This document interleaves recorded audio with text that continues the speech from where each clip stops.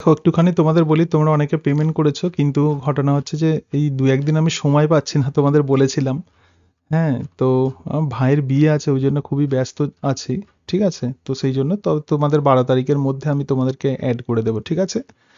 আর আজকে আমরা যেটা পড়বো সেটা হচ্ছে যে মানে মাসেলসের সেকেন্ড পার্ট। তো মাসেলস আমাদের আজকে কমপ্লিট হয়ে যাবে।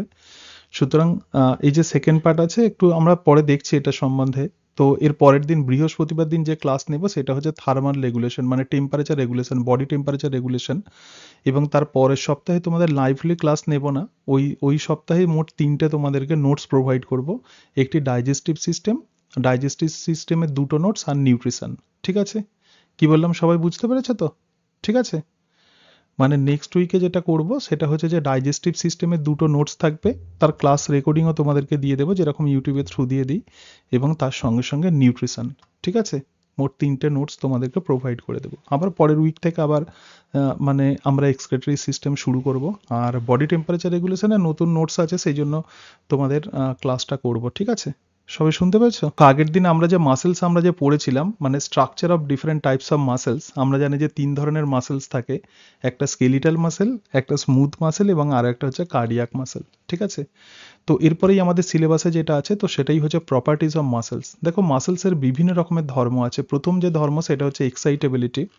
এবং এক্সাইটেবিলিটিতে একটা কার্ভ আছে, দেখবে। তো এটাই হচ্ছে মাসেলস এক্সাইটেবিলিটি কার্ভ। তো এই কার্ভে আমরা কিছু কিছু টার্ম বুঝে নেব, যেমন রিওবেস কাকে বলে, ক্রোন্যাক্সি কাকে বলে, ইউটিলাইজেশন টাইম কাকে বলে, একটুখানি বোঝার আছে এই জায়গাটা, এটা আমরা বুঝবো। তারপরেই দেখো, এক্সাইটেবিলিটির পরেই যেটা আছে তো সেটাই হচ্ছে কন্ট্রাক্টালিটি। কন্ট্রাক্টালিটি মানে কি? মানে মাসেলকে প্রথমে এক্সাইট হতে হবে, উত্তেজিত হতে হবে, তারপরে সেই মাসেলস হচ্ছে সংকুচিত হবে। ঠিক আছে? তো সেই কন্ট্রাক্টালিটি কাকে বলে? এবং এর সঙ্গে সঙ্গে আরো একটা টার্ম দেখবো যে মাসেল টোন বলতে আমরা কি বুঝি। তারপরে দেখবে তোমাদের সিলেবাসে স্পেসিফিক্যালি মেনশন করা আছে যে আইসোটনিক এবং আইসোমেট্রিক মাসেল কন্ট্রাকশন। তো আইসোটনিক এবং আইসোমেট্রিক মাসেল কন্ট্রাকশনের মধ্যে পার্থক্য আমরা দেখব এবং কিছু বেসিক আইডিয়া আমরা নিয়ে নেব। ঠিক আছে? খুব ইম্পর্টেন্ট। অনেক সময় এটা আমাদের বুঝতে অসুবিধা হয়। তো আইসোটনিক এবং আইসোমেট্রিক মাসেল কন্ট্রাকশন। দেখো, আইসোমেট্রিক মাসেল কন্ট্রাকশনে কোনো রকম পেশির সংকোচন হচ্ছে না, মানে মাসেলসের লেন্থ একই রকম থাকে, কিন্তু তবুও একে আমরা কন্ট্রাকশন বলছি। তো কেন একে আমরা কন্ট্রাকশন বলছি সেটা আমাদেরকে পড়তে হবে। ঠিক আছে? তারপরেই দেখো যেটা আছে তো সেটাই হচ্ছে ফ্র্যাঙ্ক স্টার্লিং ল। তাহলে মাসেলসের কন্ট্রাকশনে একটা রুলসের ওপর বেশ করে প্রধানত মাসেলের সংকোচন হয়, পেশির সংকোচন হয়। তো সেই রুলস হচ্ছে ফ্র্যাঙ্ক স্টার্লিং ল। এবং তারপরেই দেখো যেটা আছে সেটা হচ্ছে all or none law. All or none law বিষয়টা কি? তো একে বলা হয় বোডিটস ল, একে বলা হয়। সুতরাং এই অল অর নান লতে কি বলছে? ঠিক আছে? আমি খুব সিম্পল ছবির সাহায্যে বোঝানোর চেষ্টা করেছি, কারণ অনেকের আমরা অল অর নান ল আমরা মুখস্থ করি, কিন্তু সেই কনসেপ্ট বা আইডিয়াটা আমরা দেখব যে অল অর নান ল বা পূর্ণ বা ব্যর্থ সূত্র যেটাকে বলা হয়। তারপরেই যেটা আছে দেখো, মাসেল টুইচ কাকে বলে। ঠিক আছে? Muscle Twitch. তারপরেই দেখো টিটেনাস আছে। এবং তার সঙ্গে সঙ্গে মাসেল ফ্যাটিগ আমরা কাকে বলবো, তার সঙ্গে সঙ্গে রাইগর মর্টিস। প্রধানত এগুলোই হচ্ছে মাসেলসের ডিফারেন্ট প্রপার্টিস। আমাদের সিলেবাসে আছে মাসেলস প্রপার্টিস। তারপরে যে অংশটা আছে তো সেটা হচ্ছে মাসেল কন্ট্রাকশন। তো এই জায়গাতে কিছু কিছু টার্ম আমাদের দেখতে হবে। প্রথম যেটা আছে, দেখবে তোমাদের সিলেবাসে আছে মায়োনিউরাল জাংশন। ঠিক আছে? তো মায়োনিউরাল জাংশনে কিছু টার্ম আছে, যেমন মোটর ইউনিট কাকে বলে। তো মোটর ইউনিট আমরা দেখবো, এটাই হচ্ছে মোটর ইউনিট। এবং তার সঙ্গে সঙ্গে দেখো মোটর এন্ড প্লেট এবং গাটার। তো এই যে গাটার, এই টার্মটা তোমরা পিজি লেভেলের যে সিলেবাস আছে সেখানে তোমরা পাবে, দেখবে অ্যাক্টিভ জোন এবং গাটার। তো প্রকৃতপক্ষে হোয়াট ইজ দিস গাটার, তো সেটা আমরা দেখব। ঠিক আছে? তার সঙ্গে সঙ্গে দেখো এই জায়গাতে যেটা আছে তো সেটা হচ্ছে যে কিভাবে এই যে অ্যাক্টিভ জোন যেটা আছে, আচ্ছা, তারপরেই যেটা আছে সেটা হচ্ছে যে generation of the end plate potential. তো এন্ড প্লেট পোটেন্সিয়াল প্রকৃতপক্ষে কি, এবং এন্ড প্লেট পোটেন্সিয়ালের সঙ্গে অ্যাকশন পোটেন্সিয়ালের মধ্যে কি পার্থক্য আছে, তো সেটা আমরা পড়বো। ঠিক আছে? এবং সবশেষে আমরা যেটা দেখবো সেটা হচ্ছে মাসেল কন্ট্রাকশন এবং রিল্যাক্সেশন।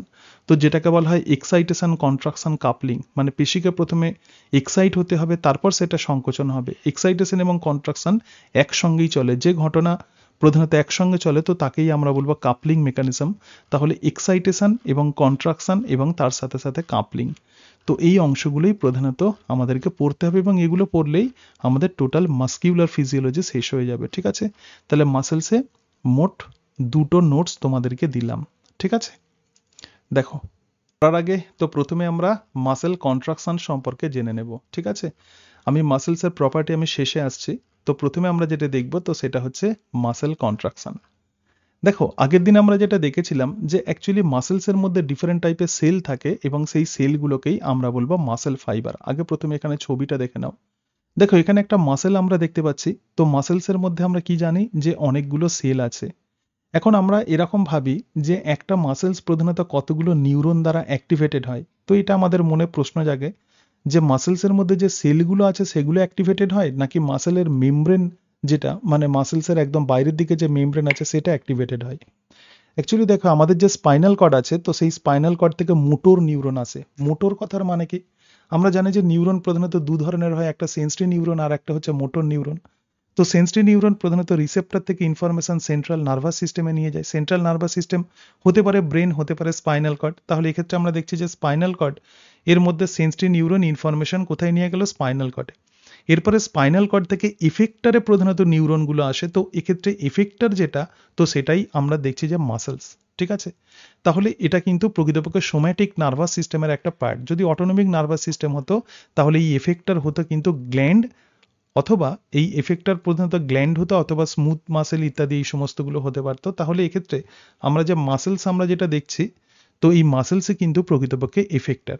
তাহলে দেখো প্রধানত মোটর নিউরন যেখানে ইনফরমেশন নিয়ে যায় তো সেটাই হচ্ছে মাসেলসে প্রধানত ইনফরমেশন নিয়ে যাচ্ছে। তো এই জায়গাতে এখন প্রশ্ন হচ্ছে যে দেখো এই জায়গা থেকে যে স্পাইনাল কর্ড আছে তো স্পাইনাল কর্ড থেকে একটা মোটর নিউরন আসছে। এখন এই মোটর নিউরনগুলো কিন্তু বিভিন্ন ব্রাঞ্চ হয়ে যাচ্ছে। দেখো এক্সন যে টার্মিনাল আছে, আমরা জানি যে নিউরনের এটা সেল বডি, এটা হচ্ছে এক্সন এবং এক্সনের শেষ প্রান্তে বিভিন্ন ব্রাঞ্চিং থাকে। এই প্রত্যেকটা ব্রাঞ্চ অর্থাৎ এই যে সিঙ্গেল যে মোটর নিউরন আছে এই মোটর নিউরনটা মাসেলসের মধ্যে যে বিভিন্ন যে সেল আছে এই সেলের মধ্যে কিন্তু ব্রাঞ্চিং হয়ে যাচ্ছে। ঠিক আছে, তাহলে দেখো এটা একটা মাসেল ফাইবারে ঢুকছে, এই ব্রাঞ্চ একটা মাসেল ফাইবারে ঢুকছে, এই ব্রাঞ্চ একটা মাসেল ফাইবারে ঢুকছে, এই ব্রাঞ্চ একটা মাসেল ফাইবারে ঢুকছে। তাহলে এই জায়গাতে অর্থাৎ এই যে একটা সিঙ্গেল মোটর নিউরনের যে এক্সন যে টার্মিনালস আছে এই এক্সন টার্মিনালস প্রধানত একটা সেলের তে যাচ্ছে মানে মাসেল ফাইবারে যাচ্ছে। তাহলে মাসেল ফাইবার মানে মাসেল সেল এবং তার সঙ্গে সঙ্গে এক্সন টার্মিনালের যে জাংশন তো এটাই হচ্ছে নিউরোমাস্কিউলার জাংশন বা একেই আমরা বলবো মায়োনিউরাল জাংশন। তাহলে মায়োনিউরাল জাংশন কিন্তু টোটাল মাসেলসের জাংশন নয়, অ্যাকচুয়ালি একটা মাসেল সেল এবং তার সঙ্গে সঙ্গে নিউরনের এক্সন টার্মিনালের জাংশন। ঠিক আছে, আবার এখানেও দেখো আর একটা মোটর নিউরন আসছে, এই মোটর নিউরনটা মাসেল ফাইবারে এসে বিভিন্নভাবে সেটা ব্রাঞ্চিং করছে এবং প্রত্যেকটা মাসেল ফাইবারে এই এক্সন টার্মিনালগুলো ঢুকে যাচ্ছে। তাহলে এই জায়গাতে আমরা দুটো মোটর ইউনিটকে দেখিয়েছি। তাহলে একটা মোটর নিউরন যে কয়েকটা মাসেল ফাইবারে ইনফরমেশন নিয়ে যায়, এরা নিয়ে মানে একটা মোটর নিউরন তার ব্রাঞ্চ এবং কয়েকটা মাসেল ফাইবার নিয়েই যেটা তৈরি হচ্ছে সেটাই হচ্ছে মোটর নিউরন মানে মোটর ইউনিট। তাহলে এক্ষেত্রে দুটো মোটর ইউনিট আছে, কিন্তু ঘটনা হচ্ছে একটা মাসেলসের মধ্যে অসংখ্য লক্ষ লক্ষ মোটর ইউনিট থাকতে পারে। ঠিক আছে, সবাই বুঝতে পেরেছো মোটর ইউনিট জিনিসটা কি? বোঝো আগে। হ্যাঁ, তাহলে আমরা যেটা দেখছি তো সেটাই হচ্ছে মায়োনিউরাল জাংশন, দ্য এক্সাইটেশন পার্ট, মানে যে জায়গাতে মাসেলস প্রধানত অ্যাক্টিভেটেড হয়। বলছে স্কেলিটাল মাসেল হচ্ছে একটা ভলেন্টারি ইন নেচার, মানে ইচ্ছা মতো এটাকে আমরা সংকোচন প্রসারণ করতে পারি। That means that for contraction they need excitation in the form of action potential. দেখো একটা পেশিকে সংকুচিত হতে হবে, আমরা জানি যে মাসেলস প্রধানত কন্ট্রাক্টেড হয় এবং তার সঙ্গে সঙ্গে সেটা রিল্যাক্সেশন হয়। তাহলে এই যে কন্ট্রাকশন হওয়ার জন্য এই পেশিকে কিন্তু এক্সাইটেড হতে হবে। তো এই এক্সাইটমেন্ট কোথা থেকে আসে? এই যে উত্তেজনা যেটা পেশিকে যেটা দেয়া হয় সেগুলো প্রকৃতপক্ষে অ্যাকশন পোটেনশিয়াল হিসাবে আসে। আমরা আরো এটা সম্পর্কে আমরা দেখব।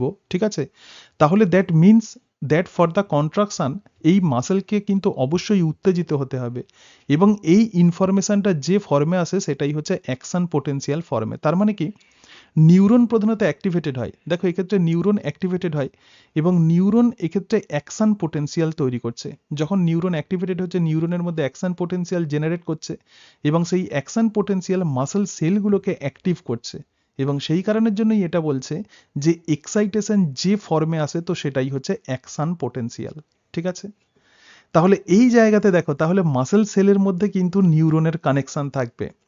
তাহলে মোটর ইউনিট কাকে বলে? বলছে skeletal muscles are excited by spinal alpha motor neuron. তাহলে যে স্কেলিটাল মাসেলগুলো আছে, এই স্কেলিটাল মাসেলগুলো যে মোটর নিউরন দ্বারা অ্যাক্টিভেটেড হয়, মোটর নিউরন মানে কি বলেছিলাম, সেন্ট্রাল নার্ভাস সিস্টেম থেকে যে সমস্ত নিউরনগুলো এফেক্টারি ইনফরমেশন নিয়ে যায়, তো তাদেরকেই আমরা বলবো মোটর নিউরন। তাহলে স্পাইনাল কর্ড থেকে স্কেলিটাল মাসেলের যে মোটর নিউরনগুলো আসে, তো তাদেরকে বলা হয় স্পাইনাল আলফা মোটর নিউরন। এরা কিন্তু মাইলিনেটেড, মানে মাইলিন সিট থাকে, তার মানে খুব দ্রুত ইনফরমেশন এদের মধ্যে দিয়ে যায়। এবং প্রত্যেকটা motor neuron that leave spinal cord innervate multiple muscle fibre. তাহলে এই যে প্রত্যেকটা মোটর নিউরন যেটা স্পাইনাল কর্ড থেকে নির্গত হচ্ছে, সেটা মাল্টিপল মাসেল ফাইবার মানে মাসেল সেলের মধ্যে ঢোকে। তাহলে একটা নিউরন অনেকগুলো মাসেল সেলের মধ্যে কিন্তু ঢুকতে পারে। ঠিক আছে, innervation dependent on the type of muscle. প্রশ্ন হচ্ছে যে একটা মাসেলসের মধ্যে প্রধানত কতগুলো মোটর নিউরন ঢুকবে, এগুলো ডিফারেন্ট অর্গানে যে ডিফারেন্ট মাসেলস আছে, সেই ডিফারেন্ট মাসেলসে কিন্তু ডিফারেন্ট সংখ্যায় এটা ঢুকতে পারে। তাহলে মোটর ইউনিট কাকে বলে?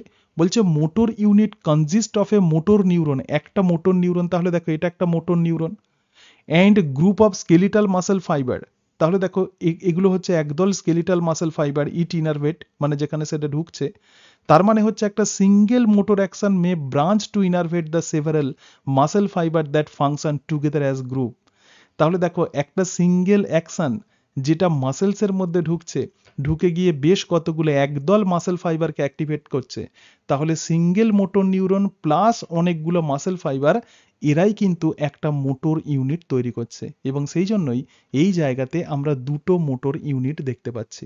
ঠিক আছে, এটা আমরা বুঝতে পারলাম। তাহলে দেখো স্কেলিটাল মাসেলসকে অ্যাক্টিভেটেড হতে গেলে অবশ্যই কিন্তু তার মধ্যে কিন্তু নার্ভের ইনারভেশন থাকতে হবে। ঠিক আছে, কিন্তু যখন এন্টায়ার মাসেল, তাহলে অ্যান এন্টায়ার মাসেল মানে একটা গোটা muscles May receive input from hundreds of different motor neuron show have hundreds of motor unit. তাহলে একটা স্কেলিটাল মাসেলসের মধ্যে কিন্তু অসংখ্য মোটর ইউনিট থাকতে পারে, মানে অনেকগুলো নিউরন তার মধ্যে ঢুকতে পারে, এবং সেই প্রত্যেকটা নিউরন ব্রাঞ্চিং হয়ে একদল কোষ গুচ্ছকে তারা কিন্তু অ্যাক্টিভ করে। Axon terminal of a motor neuron forming A neuromuscular junction with muscle fibre. তাহলে নিউরোমাস্কুলার জাংশন কিন্তু এন্টায়ার মাসেলসে তৈরি হচ্ছে না, এটা তৈরি হচ্ছে কোথায়? মাসেল ফাইবারের সঙ্গে, মানে মাসেল সেলের সঙ্গে। ঠিক আছে, তো এটাই হচ্ছে মোটর ইউনিট। এরপরেই দেখো আমরা যেটা দেখবো সেটা হচ্ছে the motor end plate and gutter. ঠিক আছে, তাহলে মোটর যেটা দেখবো তো সেটাই হচ্ছে মোটর এন্ড প্লেট বা গাটার।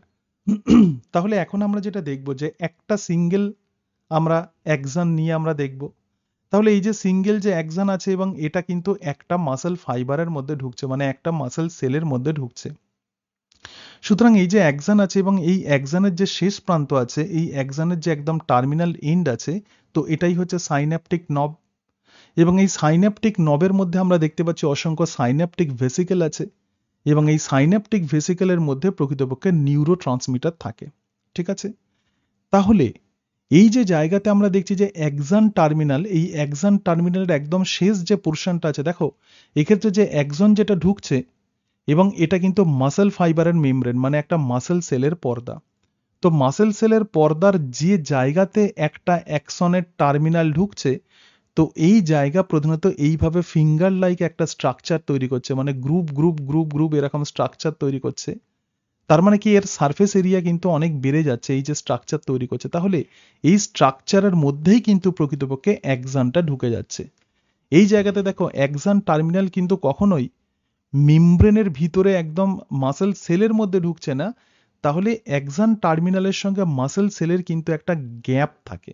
ঠিক আছে, তো এই যে জায়গাতে যে অ্যাক্সন টার্মিনালের এই যে মেমব্রেন, তো এই মেমব্রেনকেই আমরা বলবো গাটার। তাহলে গাটার কাকে বলে? সুতরাং একটা যে মোটর ইউনিট আছে, তো মোটর ইউনিটের মধ্যে যে অ্যাক্সন টার্মিনাল যে মাসেল সেলের মধ্যে ঢুকছে, এবং সেই অ্যাক্সন টার্মিনালের যে মেমব্রেন যেটা একটা সিঙ্গেল মাসেল সেলের মধ্যে ঢুকছে, তো সেই অ্যাক্সন টার্মিনালের মেমব্রেনকেই আমরা বলবো গাটার। ঠিক আছে, GUTTER। সুতরাং দেখো অ্যাক্সন টার্মিনাল, তারপরে এটা হচ্ছে সাইন্যাপটিক নব, তাহলে এর যে মেমব্রেন আছে তো সেটাই হচ্ছে গাটার। এবং গাটার এবং এবং মানে নার্ভ ফাইবার মানে মাসেল সেলের মেমব্রেনের মাঝখানে যে ফাঁকা স্পেস আছে, তো এটাকেই বলা হয় synaptic cleft or synaptic space. ঠিক আছে, যেরকম ভাবে দুটো নিউরনের যে সংযোগস্থল, তো তাকে আমরা যেমন সাইন্যাপস বলছিলাম, এক্ষেত্রে নিউরন এবং মাসেলসের মাঝখানে যে গ্যাপ আছে তো এটাকেই বলা হয় সাইন্যাপটিক ক্লেফট। এবং এই জায়গাতে এই যে ক্যাভিটি আছে দেখো, এই যে অংশটা মানে এখানে যে এই যে মেমব্রেন যে ফোল্ড হয়ে গেছে তার মানে এখানে একটা ফাঁকা জায়গা আছে, তো এটাকেই আমরা বলবো সাব নিউরাল ক্লেফট। আমরা ছবিটা একটু দেখে নিলাম।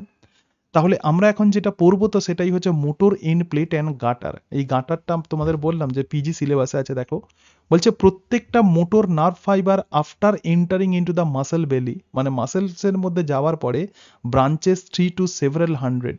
তাহলে এই ব্রাঞ্চিং কতগুলো হতে পারে? এখন তোমার মনে প্রশ্ন জাগতে পারে এই ব্রাঞ্চিং কতগুলো মাসেল সেলের মধ্যে যাবে? তাহলে 3টে সেলে যেতে পারে অথবা বেশ কয়েকশো সেলের মধ্যে যেতে পারে।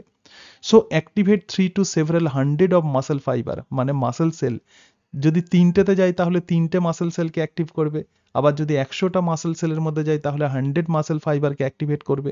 এবার দেখো বলছে এ branch of nerve fibre terminals invaginate into the surface of the muscle fiber but lie outside the muscle fiber plasma membrane। তাহলে এই যে অ্যাক্সন টার্মিনাল আছে এটা কিন্তু মাসেল ফাইবারের মধ্যে যাচ্ছে, কিন্তু এটা কিন্তু মাসেল ফাইবারের মেমব্রেনের বাইরে থাকে। The entire structure is called as motor end plate. তাহলে এই যে সমস্ত যে স্ট্রাকচার, অ্যাক্সন টার্মিনাল, তার সঙ্গে সঙ্গে synaptic cleft or synaptic space এবং সাবনিউরাল ক্লেফট এবং তার সঙ্গে সঙ্গে মাসেল ফাইবার, এই সব কিছু মিলে যেটা তৈরি করছে তো তাকেই আমরা বলবো মোটর এন্ড প্লেট। ঠিক আছে। The invaginated membrane of the motor neuron. তাহলে এই যে দেখো এখানে আমরা অ্যাক্সন দেখতে পাচ্ছি, অ্যাক্সন এই পর্যন্ত আছে ধরা যাক বাইরে, এবং বাকি এই যে অংশটা যেটা ঢুকে যাচ্ছে মানে ইনভ্যাজিনেটেড, ইনভ্যাজিনেশন মানে কি ঢুকে যাচ্ছে, the invaginated membrane of the motor neuron is called the synaptic gutter or synaptic trough. ঠিক আছে। তাহলে এই যে অংশটা তো একেই আমরা বলছি সাইন্যাপটিক গাটার, যেটা এই জায়গাতে ঢুকে যাচ্ছে মানে মেমব্রেন যেটাকে কভার করে আছে মোটর, মানে মোটর নিউরনের একদম যে এই যে অ্যাক্সন টার্মিনাল আছে, অ্যাক্সন টার্মিনালের যে পোর্শনকে প্রধানত মাসেল ফাইবারের মেমব্রেন কভার করে আছে তো তাকেই আমরা বলছি সাইন্যাপটিক গাটার। ঠিক আছে। The space between the axon terminal and the fiber membrane is called as synaptic space। ঠিক আছে। তাহলে axon terminal এবং মেমব্রেনের মাঝখানে যে স্পেস আছে তো সেটাই হচ্ছে সাইন্যাপটিক স্পেস। এটা 20 থেকে 30 ন্যানোমিটার ওয়াইড হয়। এবং at the bottom of the gutter, এই যে গাটার আছে এই গাটারের নিচের দিকে দেখো at the bottom of the gutter there are numerous fold of muscle membrane called the sub neural cleft. তাহলে এই যে বিভিন্ন যে ফোল্ড আছে এই ফোল্ডগুলোকেই আমরা কি বলছি sub neural cleft, which increase the surface area at which neuro transmitter act. তার মানে এদের এই জায়গাতে প্রধানত বিভিন্ন অ্যাসিটাইল কোলিনের রিসেপ্টর থাকে। তো অ্যাসিটাইল কোলিন যখন রিলিজড হয় যত রিসেপ্টর থাকবে তত মাসেলস বেশি পরিমাণে অ্যাক্টিভ হবে। ঠিক আছে। সুতরাং এই যে অংশটা আছে তো একেই আমরা বলবো মোটর এন্ড প্লেট এবং গাটার। তাহলে আমরা কি কি দেখলাম? মোটর ইউনিট দেখলাম, এবং মোটর ইউনিটের মধ্যেই কিন্তু প্রকৃতপক্ষে মোটর এন্ড প্লেট থাকে এবং গাটার কাকে বলে সেটা আমরা দেখলাম। ঠিক আছে। এই অংশটা আমরা দেখলাম। এরপরে দেখো এরপরে যেটা সিলেবাসে আছে দেখবে যে অ্যাক্টিভ জোন, পিজি লেভেলের সিলেবাসে আছে কিন্তু এর সঙ্গে যেহেতু রিলেটেড সেই জন্য আমাদের এটা পড়ে নিতে হবে। তাহলে সিক্রেশন অফ অ্যাসিটাইল কোলিন এবং তার সঙ্গে সঙ্গে অ্যাক্টিভ জোন, এখানটা একটু ছবির সাহায্যে আগে বলি, তারপরে টোটাল অংশটা আমরা আলোচনা করবো, একটুখানি দেখে নাও। দেখো আমরা দেখলাম যে মাসেলকে যদি অ্যাক্টিভ করতে হয় মানে মাসেলের মধ্যে যে স্টিমুলেশন দেওয়া হবে সেটা অ্যাকশন পোটেনশিয়াল ফর্মে আসবে। ঠিক আছে। জেনারেলি নিউরনের ভিতরের দিকটা নেগেটিভ থাকে, বাইরের দিকটা পজিটিভ থাকে। কোনো নিউরনকে যদি আমরা স্টিমুলেট করি তার মানে তার মধ্যে Na+ আয়ন ঢুকবে। ঠিক আছে। তার মানে যখনই Na+ আয়ন ঢুকছে জানবে যে সেই নিউরনের মধ্যে অ্যাকশন পোটেনশিয়াল তৈরি হয়েছে, এবং অ্যাকশন পোটেনশিয়াল অ্যাক্সন দিয়ে যেতে যেতে যেতে যেতে একসময় অ্যাক্সন টার্মিনালে চলে আসবে। তাহলে এটাই হচ্ছে অ্যাক্সন টার্মিনাল। এবং এই যে অ্যাক্সন যে টার্মিনাল আছে এই অ্যাক্সন টার্মিনালে আমরা কি দেখলাম? বিভিন্ন সিক্রেটারি ভেসিকল থাকে, এবং এই সিক্রেটারি ভেসিকলসের মধ্যে প্রকৃতপক্ষে নিউরো ট্রান্সমিটার বা অ্যাসিটাইল কোলিন থাকে, এবং এই সিক্রেটারি ভেসিকলসের মধ্যে ক্যালসিয়াম যুক্ত হতে পারে। মানে Na+ যখন এইভাবে যেতে যেতে অ্যাক্সন টার্মিনালে চলে আসে তখন এই জায়গাতে ক্যালসিয়াম চ্যানেলগুলো খুলে যায়, এবং যখনই ক্যালসিয়াম চ্যানেল খুলে যায় তখন কি হয়? তখন বাইরে থেকে এই অ্যাক্সন টার্মিনালের মধ্যে ক্যালসিয়াম ভিতরে ঢুকবে।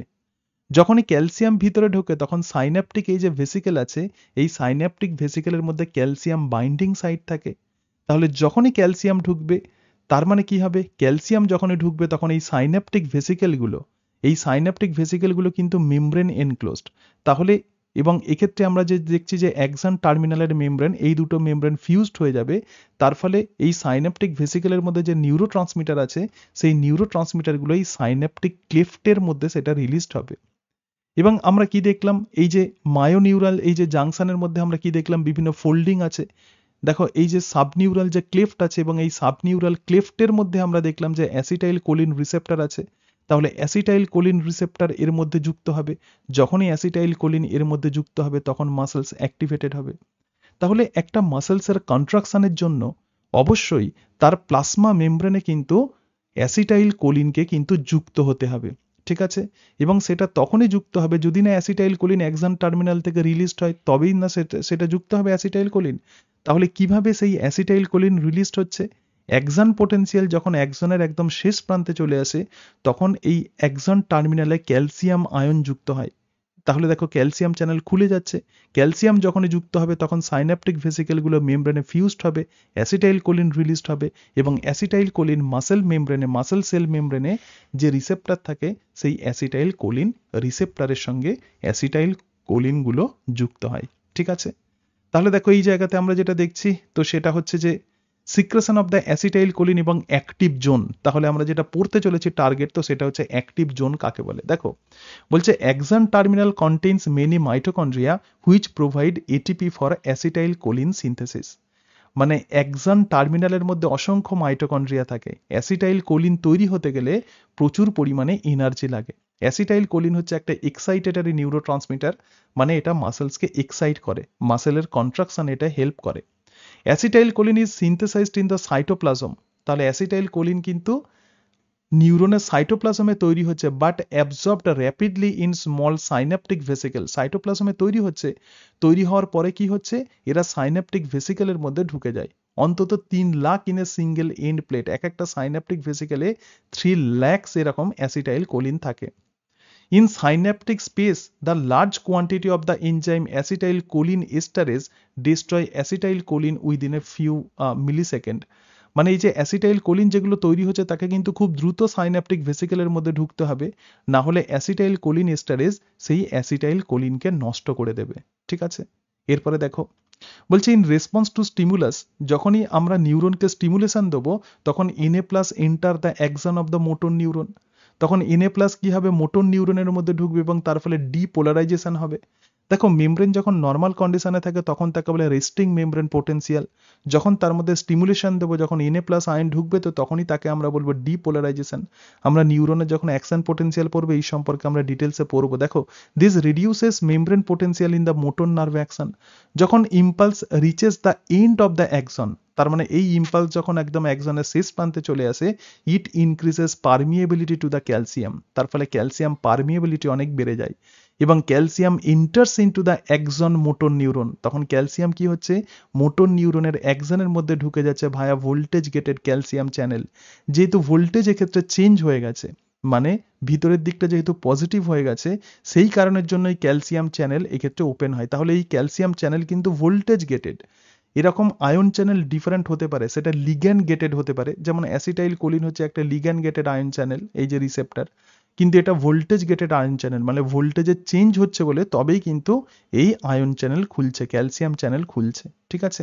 এরপরে calcium binds with the synaptic vesicle, calcium synaptic ভেসিকেলের সঙ্গে যুক্ত হয় and causes exocytosis of the acetyl choline into the synaptic vesicle, এবং তার ফলে সাইন্যাপটিক ভেসিকেল থেকে অ্যাসিটাইল কোলিন রিলিজড হয়, ঠিক আছে।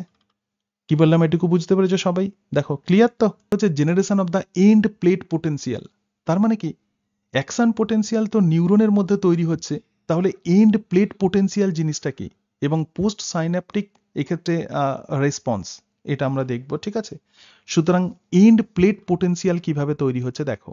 তো এন্ড প্লেট পোটেনশিয়াল বুঝতে গেলে আমাদের একটা বিষয় জানতে হবে। আমরা জানি যে আমাদের প্রধানত বডিতে দুই ধরনের এক্সাইটেবল টিস্যু থাকে, একটা নিউরন এবং আর একটা হচ্ছে মাসলস। তো নিউরনের মধ্যে যেটা রেস্টিং মেমব্রেন পোটেনশিয়াল সেটা কিন্তু -70 মিলিভোল্ট, ঠিক আছে, এটুকু মাথায় রাখবে। নিউরনের যে রেস্টিং মেমব্রেন পোটেনশিয়াল, আমি কি বললাম যে কোনো নর্মাল যদি কোনো নিউরন হয় তার ভিতরের দিকটা সবসময় নেগেটিভ হবে আর বাইরের দিকটা পজিটিভ হবে যখন সে এক্সাইটেড নয়।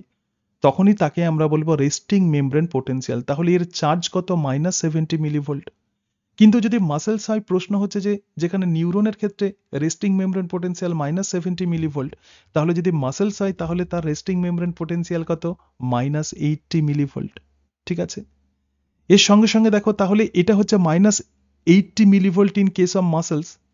তাহলে মাসেলসের মধ্যে মাসেলকে যখন অ্যাক্টিভ করা হবে তখন এই নেগেটিভটা কি হবে?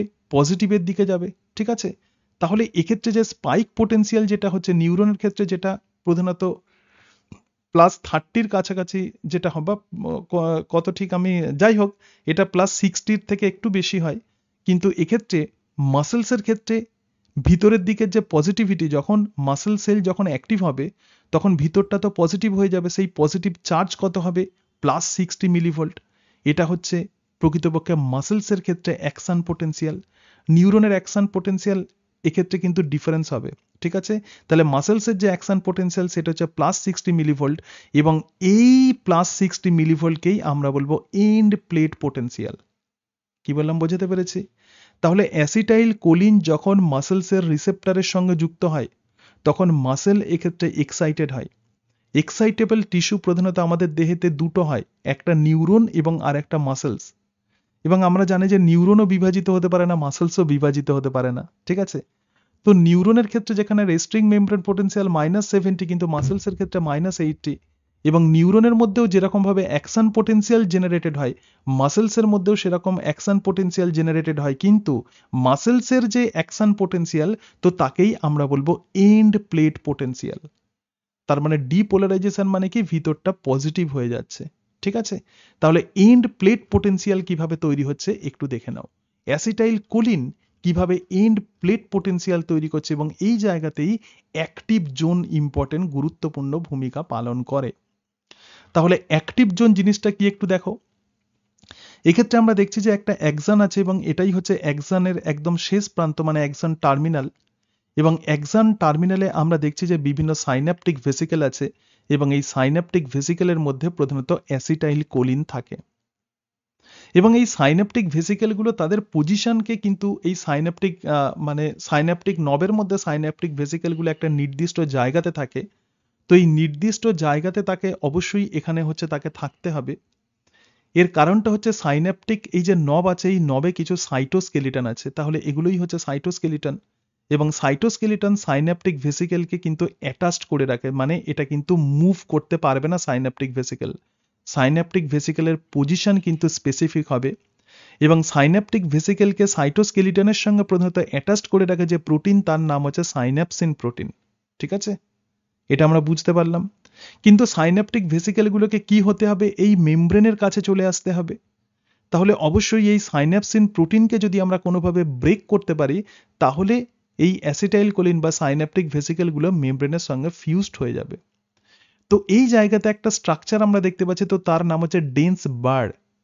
এবং ডেন্স বারের জাস্ট নিচের দিকে অ্যাক্সন টার্মিনালের যে মেমব্রেনের কাছে প্রধানত ফ্রি ভেসিকেল থাকে, মানে যখন অ্যাকশন পোটেনশিয়াল যখন এখানে চলে আসে তখন ক্যালসিয়াম চ্যানেল ওপেন হয়ে যায়, এবং তার ফলে সাইন্যাপসিন প্রোটিনগুলো ব্রেক করে যায়, এবং এই যে সাইন্যাপটিক ভেসিকেলগুলো অ্যাক্সন টার্মিনালের যে অংশ দিয়ে ফিউজড হবে তাকেই আমরা বলবো অ্যাক্টিভ জোন। ঠিক আছে, গাটার কাকে বলে আমরা দেখেছি। তাহলে এই যে অংশটা আছে, so this is called as active zone, মানে সাইন্যাপটিক ভেসিকেলগুলো এই অ্যাক্টিভ জোন দিয়ে প্রধানত অ্যাক্সন টার্মিনাল দিয়ে সেটা নির্গত হয়। ঠিক আছে, তাহলে এক্ষেত্রে দেখো ফ্রি ভেসিকেল আছে, তাহলে ফ্রি ভেসিকেলগুলো কোথা দিয়ে যাবে?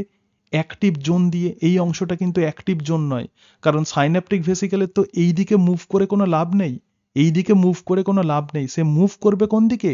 যেদিকে প্রধানত নার্ভের মেমব্রেন আছে, মানে মাসেল ফাইবারের যেদিকে মেমব্রেন আছে। এবং যখনই সাইন্যাপটিক ভেসিকেল এখানে ফিউজড হয়ে যায় তখনই কি হবে? তখন সে অ্যাসিটাইল কোলিন রিলিজ করবে। কিন্তু অ্যাসিটাইল কোলিন রিসেপ্টরগুলো কোথায় থাকে? অ্যাসিটাইল কোলিন রিসেপ্টরগুলো found at the mouth of subneural cleft. অর্থাৎ সাবনিউরাল ক্লেফট মানে কি আমরা দেখেছিলাম? অসংখ্য ফোল্ডিং। এই ফোল্ডিং এর একদম সামনের দিকে প্রথমে যেটা থাকবে তো সেটাই হচ্ছে অ্যাসিটাইল কোলিন রিসেপ্টর।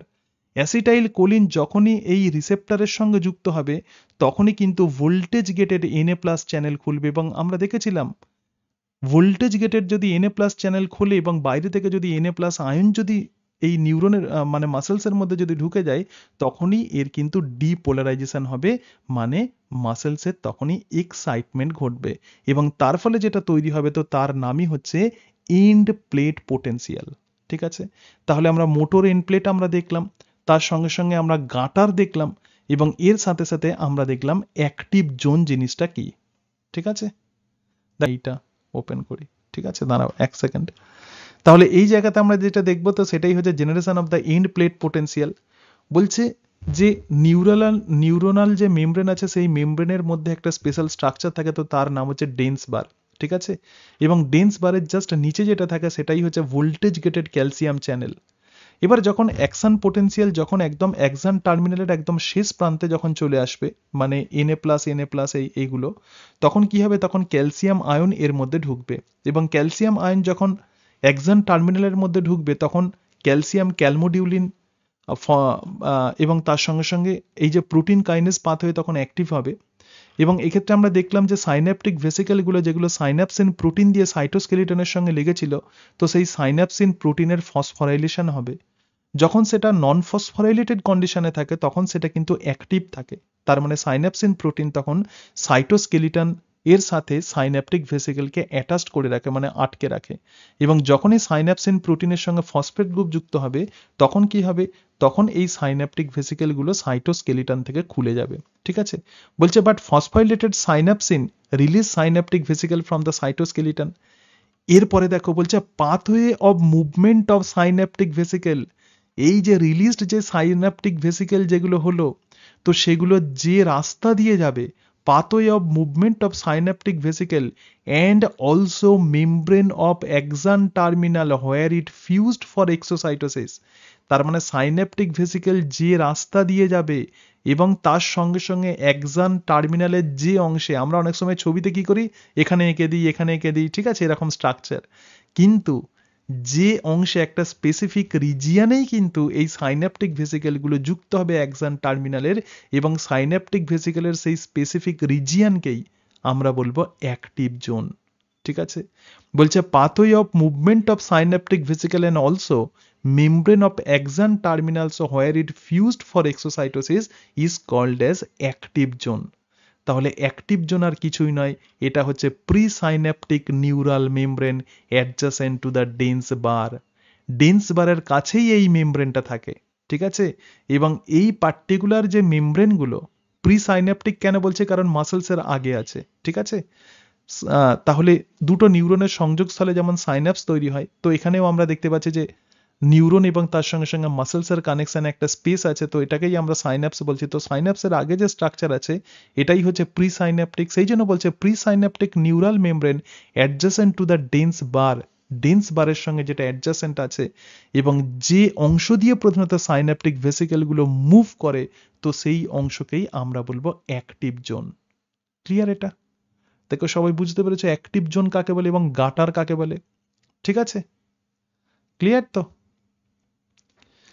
আচ্ছা, হ্যাঁ, এবার দেখো বলছে about 125 vesicles of the acetyl choline, অন্তত যখন একবার যখন এক্সাইটেশন হবে তখন কি হবে, 125টা vesicle of the acetyl choline are released from the terminal into the synaptic space. তখন এই সাইন্যাপটিক স্পেসে কি হবে, 125টা ভেসিকেল এক্ষেত্রে ওপেন হবে। ঠিক আছে, অ্যাসিটাইল কোলিন একবার যদি রিলিজড হয়ে যায় is degraded by the enzyme acetyl choline esterase.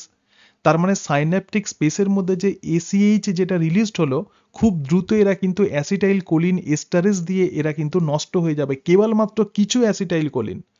তাহলে ম্যাক্সিমাম অ্যাসিটাইল কোলিন যেগুলো রিলিজড হচ্ছে সেগুলো কিন্তু খুব দ্রুত নষ্ট হয়ে যায়, মাত্র কিছু acetyl choline escape from the degradation and find its receptor.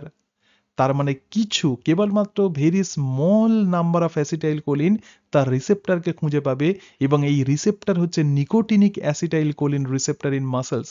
তাহলে মাসেলসে দেখো দুই ধরনের অ্যাসিটাইল কোলিন রিসেপ্টর থাকে, একটা নিকোটিনিক এবং আর একটা মাসকারেনিক রিসেপ্টর। তাহলে নিকোটিনিক রিসেপ্টর যেখানে থাকবে তো সেটাই হচ্ছে মাসেলসে। প্রধানত রিসেপ্টরকে সেপারেট করার জন্য এই ধরনের নাম দেওয়া হয়েছে। তাহলে নিকোটিনিক রিসেপ্টর যেখানে থাকবে সেটা হচ্ছে মাসেলসে থাকবে, তাহলে নিকোটিনিক রিসেপ্টর প্রকৃতপক্ষে মাসেলসের অ্যাসিটাইল কোলিন রিসেপ্টর। ঠিক আছে, সুতরাং এই নিকোটিনিক রিসেপ্টর এবার কিভাবে কাজ করছে দেখো। তাহলে অ্যাসিটাইল কোলিন রিসেপ্টর কি হচ্ছে? Post synaptic receptor. ঠিক আছে, অবভিয়াসলি এরা পোস্ট সাইন্যাপটিক রিসেপ্টর, কারণ অ্যাক্সন টার্মিনালের পরে মাসেল মেমব্রেনে এরা থাকে। বলছে located almost entirely in the mouth of subneural cleft. Subneural cleft মানে আমরা কি দেখেছিলাম? এইরকম একটা স্ট্রাকচার। ঠিক আছে, তাহলে অ্যাসিটাইল কোলিন রিসেপ্টর কোথায় থাকে? এদের মাউথে থাকবে। দেখো এটা হচ্ছে মাউথ, এর পরে কিন্তু ভোল্টেজ সেন্সিটিভ Na+ চ্যানেল আছে, তার মানে এটা হচ্ছে মাউথ। ঠিক আছে, মানে সামনের দিকের অংশ। সুতরাং অ্যাসিটাইল কোলিন রিসেপ্টর হচ্ছে পোস্ট সাইন্যাপটিক রিসেপ্টর, কারণ অ্যাক্সন টার্মিনালের পরে এই রিসেপ্টরগুলো থাকে। Located almost entirely in the mouth of subneural cleft below the dense bar area. যখন দুটো অ্যাসিটাইল কোলিন, তাহলে অ্যাসিটাইল কোলিন রিসেপ্টরের কিন্তু দুটো অ্যাসিটাইল কোলিন বাইন্ডিং সাইট থাকে, তাহলে দুটো অ্যাসিটাইল কোলিন যখন এর সঙ্গে যুক্ত হয় তখন এই অ্যাসিটাইল কোলিন রিসেপ্টরের কিন্তু একটা কনফরমেশনাল চেঞ্জ ঘটে। তাহলে এই জায়গাতে আমাকে বলো যে মাসেলসের মধ্যে যে ক্যালসিয়াম চ্যানেল আছে এবং মাসেলসের মধ্যে যে অ্যাসিটাইল কোলিন আছে, এই দুটো রিসেপ্টরের মধ্যে পার্থক্য কি বলতে পারবে? মাসেলসের মধ্যে যে ক্যালসিয়াম যে চ্যানেল যেটা আছে, তো সেই যে অংশটা মানে ক্যালসিয়াম যে চ্যানেল, তো সেটা কিন্তু ভোল্টেজ সেন্সিটিভ চ্যানেল। আর এই যে অ্যাসিটাইল কোলিন রিসেপ্টর, এটা কিন্তু লিগ্যান্ড সেন্সিটিভ চ্যানেল। ঠিক আছে, কি বললাম বোঝাতে পেরেছি? ঠিক আছে, তাহলে Na+ যখন ঢুকছে তখন মাসেলসের মেমব্রেনের চার্জের পরিবর্তন ঘটছে এবং সেই জন্যই কিন্তু ক্যালসিয়াম চ্যানেল খুলছে। আবার অ্যাসিটাইল কোলিন যখন যুক্ত হচ্ছে, মানে লিগ্যান্ড যখন অ্যাসিটাইল কোলিন রিসেপ্টরের সঙ্গে যুক্ত হচ্ছে, তখনই কিন্তু এই অ্যাসিটাইল কোলিন রিসেপ্টর তখন ওপেন হচ্ছে। ঠিক আছে, তাহলে বলছে যখন দুটো অ্যাসিটাইল কোলিন যখন এর সঙ্গে যখন যুক্ত হয় তখন একটা কনফরমেশনাল চেঞ্জ ঘটবে অ্যাসিটাইল কোলিন রিসেপ্টরে এবং তার ফলে Na+ ion enters into the muscle. তাহলে দেখো Na+ আয়ন কি হচ্ছে? মাসেলসের মধ্যে ঢুকে যাচ্ছে। ঠিক আছে, তাহলে Na+ আয়ন কি হলো? মাসেলসের মধ্যে ঢুকে গেল। এইটুকু ঠিক আছে? বলছে negative charge at the channel mouth prevent the entry of negative ion. ঠিক আছে, তাহলে এই যে চ্যানেল যে মাউথ আছে, এই যে চ্যানেল যে মাউথ আছে, এখানে প্রচুর পরিমাণে নেগেটিভ আয়ন থাকে, মানে ক্লোরাইড আয়ন থাকে। তো সেই কারণের জন্য কোনো রকম অ্যানায়ন কিন্তু এর মধ্যে ঢোকে না, শুধুমাত্র কে ঢুকবে? Na+ আয়নই কিন্তু এর মধ্যে ঢুকবে। দেখো আমরা কোথায় দেখেছিলাম? মাউথে আমরা কি দেখেছিলাম? Acetyl choline receptor.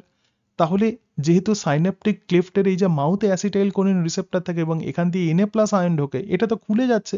তার মানে তোমার মনে হতে পারে যে এখান দিয়ে হয়তো পজিটিভ আয়ন নেগেটিভ আয়নও ঢুকতে পারে, কিন্তু এদের মাউথে দেখো এই যে দাগ যেগুলো দেখছে এগুলো হচ্ছে নেগেটিভ, কারণ এই জায়গাতে নেগেটিভ আয়ন আছে, মানে মানে অন্য নেগেটিভ যেহেতু চার্জ আছে এই অংশটা, সেই জন্য কোনো নেগেটিভ আয়ন কিন্তু এর মধ্যে ঢুকবে না। কেবলমাত্র তাহলে কাকে অ্যাট্রাক্ট করবে?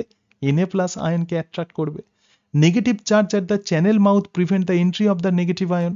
So the diameter of the receptor is large এবং এই যে রিসেপ্টর আছে ডায়ামিটার খুব বড় হয়, সেই জন্য K+ এবং calcium ion move easily through this opening. ঠিক আছে, এখান দিয়ে কিন্তু পটাশিয়াম এবং ক্যালসিয়াম চ্যানেলও কিন্তু মানে ঢুকে যেতে পারে, মানে ক্যাটায়ন ঢুকে যেতে পারে। তাহলে নর্মাল রেস্টিং কন্ডিশনে যেখানে সেলের ভিতরটা নেগেটিভ ছিল, যখনই ক্যাটায়ন তার মধ্যে ঢুকবে তখন ভিতরটা কি হবে? পজিটিভ হবে। মেনলি Na+ আয়ন ঢোকে, তবে পটাশিয়াম এবং ক্যালসিয়াম চ্যানেলও অনেক সময় এক্ষেত্রে ঢুকতে পারে, মানে আয়ন ঢুকতে পারে। তখন কি হবে? মেমব্রেন পোটেনশিয়াল যেটা রেস্টিং স্টেটে ছিল, এটা -80 থেকে -90 মিলিভোল্ট, তাহলে প্রথমে এটা জিরোতে চলে যাবে। যেহেতু পজিটিভ আয়ন ঢুকছে তাহলে মাইনাস থেকে কোথায় যাবে? জিরোতে যাবে। This create a local potential change inside the membrane call the end plate potential. এবং তার ফলে কি হচ্ছে? তাহলে একটা লোকাল পোটেনশিয়াল তৈরি হচ্ছে, মানে কি এই পোটেনশিয়াল -60 এই 0 মিলিভোল্টে তখন এটা চলে যাচ্ছে। ঠিক আছে, এরপরে এই যে এন্ড প্লেট পোটেনশিয়াল যখন হচ্ছে, এটা ক্রসেস দ্য থ্রেশহোল্ড লিমিট। আমরা যেরকম ভাবে একটা থ্রেশহোল্ড লিমিট থাকে, যেমন নিউরনের ক্ষেত্রে একটা থ্রেশহোল্ড লিমিট ছিল -35 মিলিভোল্ট। দেখো এখানে একটা বিষয় বলি, 0 থেকে এবার প্লাসের দিকে যাবে। ঠিক আছে, ধরে যাক এক্ষেত্রে থ্রেশহোল্ড লিমিট আমি ধরে নিচ্ছি যে থ্রেশহোল্ড লিমিট ধরে যাক +10, তাহলে 0 থেকে হয়তো কোনো স্টিমুলেশন +1 পর্যন্ত দিল, মানে +1 পর্যন্ত গেল, তারপর আর যেতে পারছে না, তার মানে মাসেল অ্যাক্টিভ হবে না। +2 গেল, +3 গেল, +4 গেল, এইভাবে যদি কোনোভাবে +10 যদি পৌঁছতে পারে তাহলে সে অবভিয়াসলি +60 যাবে। ঠিক আছে, কিন্তু এই যে অংশটা যেটা বলছে যে local potential change inside the membrane, এটা এন্ড প্লেট পোটেনশিয়াল, তাহলে এন্ড প্লেট পোটেনশিয়াল জাস্ট জিরোকে ক্রস করে যেটা যাচ্ছে, তাহলে এর পরে এন্ড প্লেট পোটেনশিয়ালের পরে যেটা থাকে তো সেটাই হচ্ছে থ্রেশহোল্ড পোটেনশিয়াল। তার মানে এন্ড প্লেট পোটেনশিয়ালকে সেই জন্য আমরা বলছি লোকাল পোটেনশিয়াল। তাহলে এন্ড প্লেট পোটেনশিয়াল মানে কি লোকাল পোটেনশিয়াল, এটা কিন্তু অ্যাকশন পোটেনশিয়াল তৈরি করতে পারে আবার নাও পারে। তাহলে যখন end plate potential stimulation jump যদি এমন হয় যে এন্ড প্লেট পোটেনশিয়াল যখন থ্রেশহোল্ড লিমিটকে যখন ক্রস করে যায় তখনই অ্যাকশন পোটেনশিয়াল জেনারেটেড হয়, এবং অ্যাকশন পোটেনশিয়াল হচ্ছে স্পাইক, তার হচ্ছে +60 মিলিভোল্ট। সেই জন্য এন্ড প্লেট পোটেনশিয়াল হচ্ছে লোকাল পোটেনশিয়াল, এবং সেই এন্ড প্লেট পোটেনশিয়াল যখন থ্রেশহোল্ড লিমিটকে যখন ক্রস করে যাবে তখনই কিন্তু অ্যাকশন পোটেনশিয়াল জেনারেটেড হবে। ঠিক আছে। আচ্ছা, এক্ষেত্রে যে থ্রেশহোল্ড যে লিমিট আছে এটা -40, মানে এর ক্ষেত্রে আর কি মাসেলসের ক্ষেত্রে। তাহলে -80 থেকে এটা উঠছে, উঠতে উঠতে যদি কোনোভাবে -40তে যদি পৌঁছতে পারে তাহলে অবশ্যই কিন্তু অ্যাকশন পোটেনশিয়াল জেনারেটেড হবে। ঠিক আছে। তাহলে যখন এই যে জিরোর দিকে যেটা যাচ্ছে তো এটাই হচ্ছে এন্ড প্লেট পোটেনশিয়াল, এবং এই এন্ড প্লেট পোটেনশিয়াল যদি থ্রেশহোল্ড লিমিটকে যদি কোনোভাবে ক্রস করে যায় তখন এই জায়গাতে আরো অ্যাডিশনাল Na+ চ্যানেল খুলে যাবে, মানে যে কটা চ্যানেল খুলেছিল তার থেকে আরো বেশি চ্যানেল খুলে যাবে, এবং তার ফলে মাসেলসের ভিতরের দিকটা তখন আবার পজিটিভের দিকে চলে যাবে। ঠিক আছে। তো এইভাবে প্রধানত মাসেলসের মধ্যে এন্ড প্লেট পোটেনশিয়াল মানে অ্যাকশন পোটেনশিয়াল জেনারেটেড হয়। তাহলে মেমব্রেনের মধ্যে কি জেনারেটেড হলো? Action potential. ঠিক আছে। আরো একবার বিষয়টা বলে দিই তাহলে তোমরা ভালো করে বুঝতে পারবে, মানে খুব শর্টে বলে দিচ্ছি তোমাদেরকে। দেখো, আমরা যেটা পড়তে চলেছি সেটা হচ্ছে যে মাসেলস কিভাবে এক্সাইটেড হয়। তো মাসেলসের যে এক্সাইটেশন, তো মাসেলসের এক্সাইটেশন অবশ্যই নিউরন দ্বারা কন্ট্রোলড হবে, এবং সেটাই হচ্ছে মোটর নিউরন।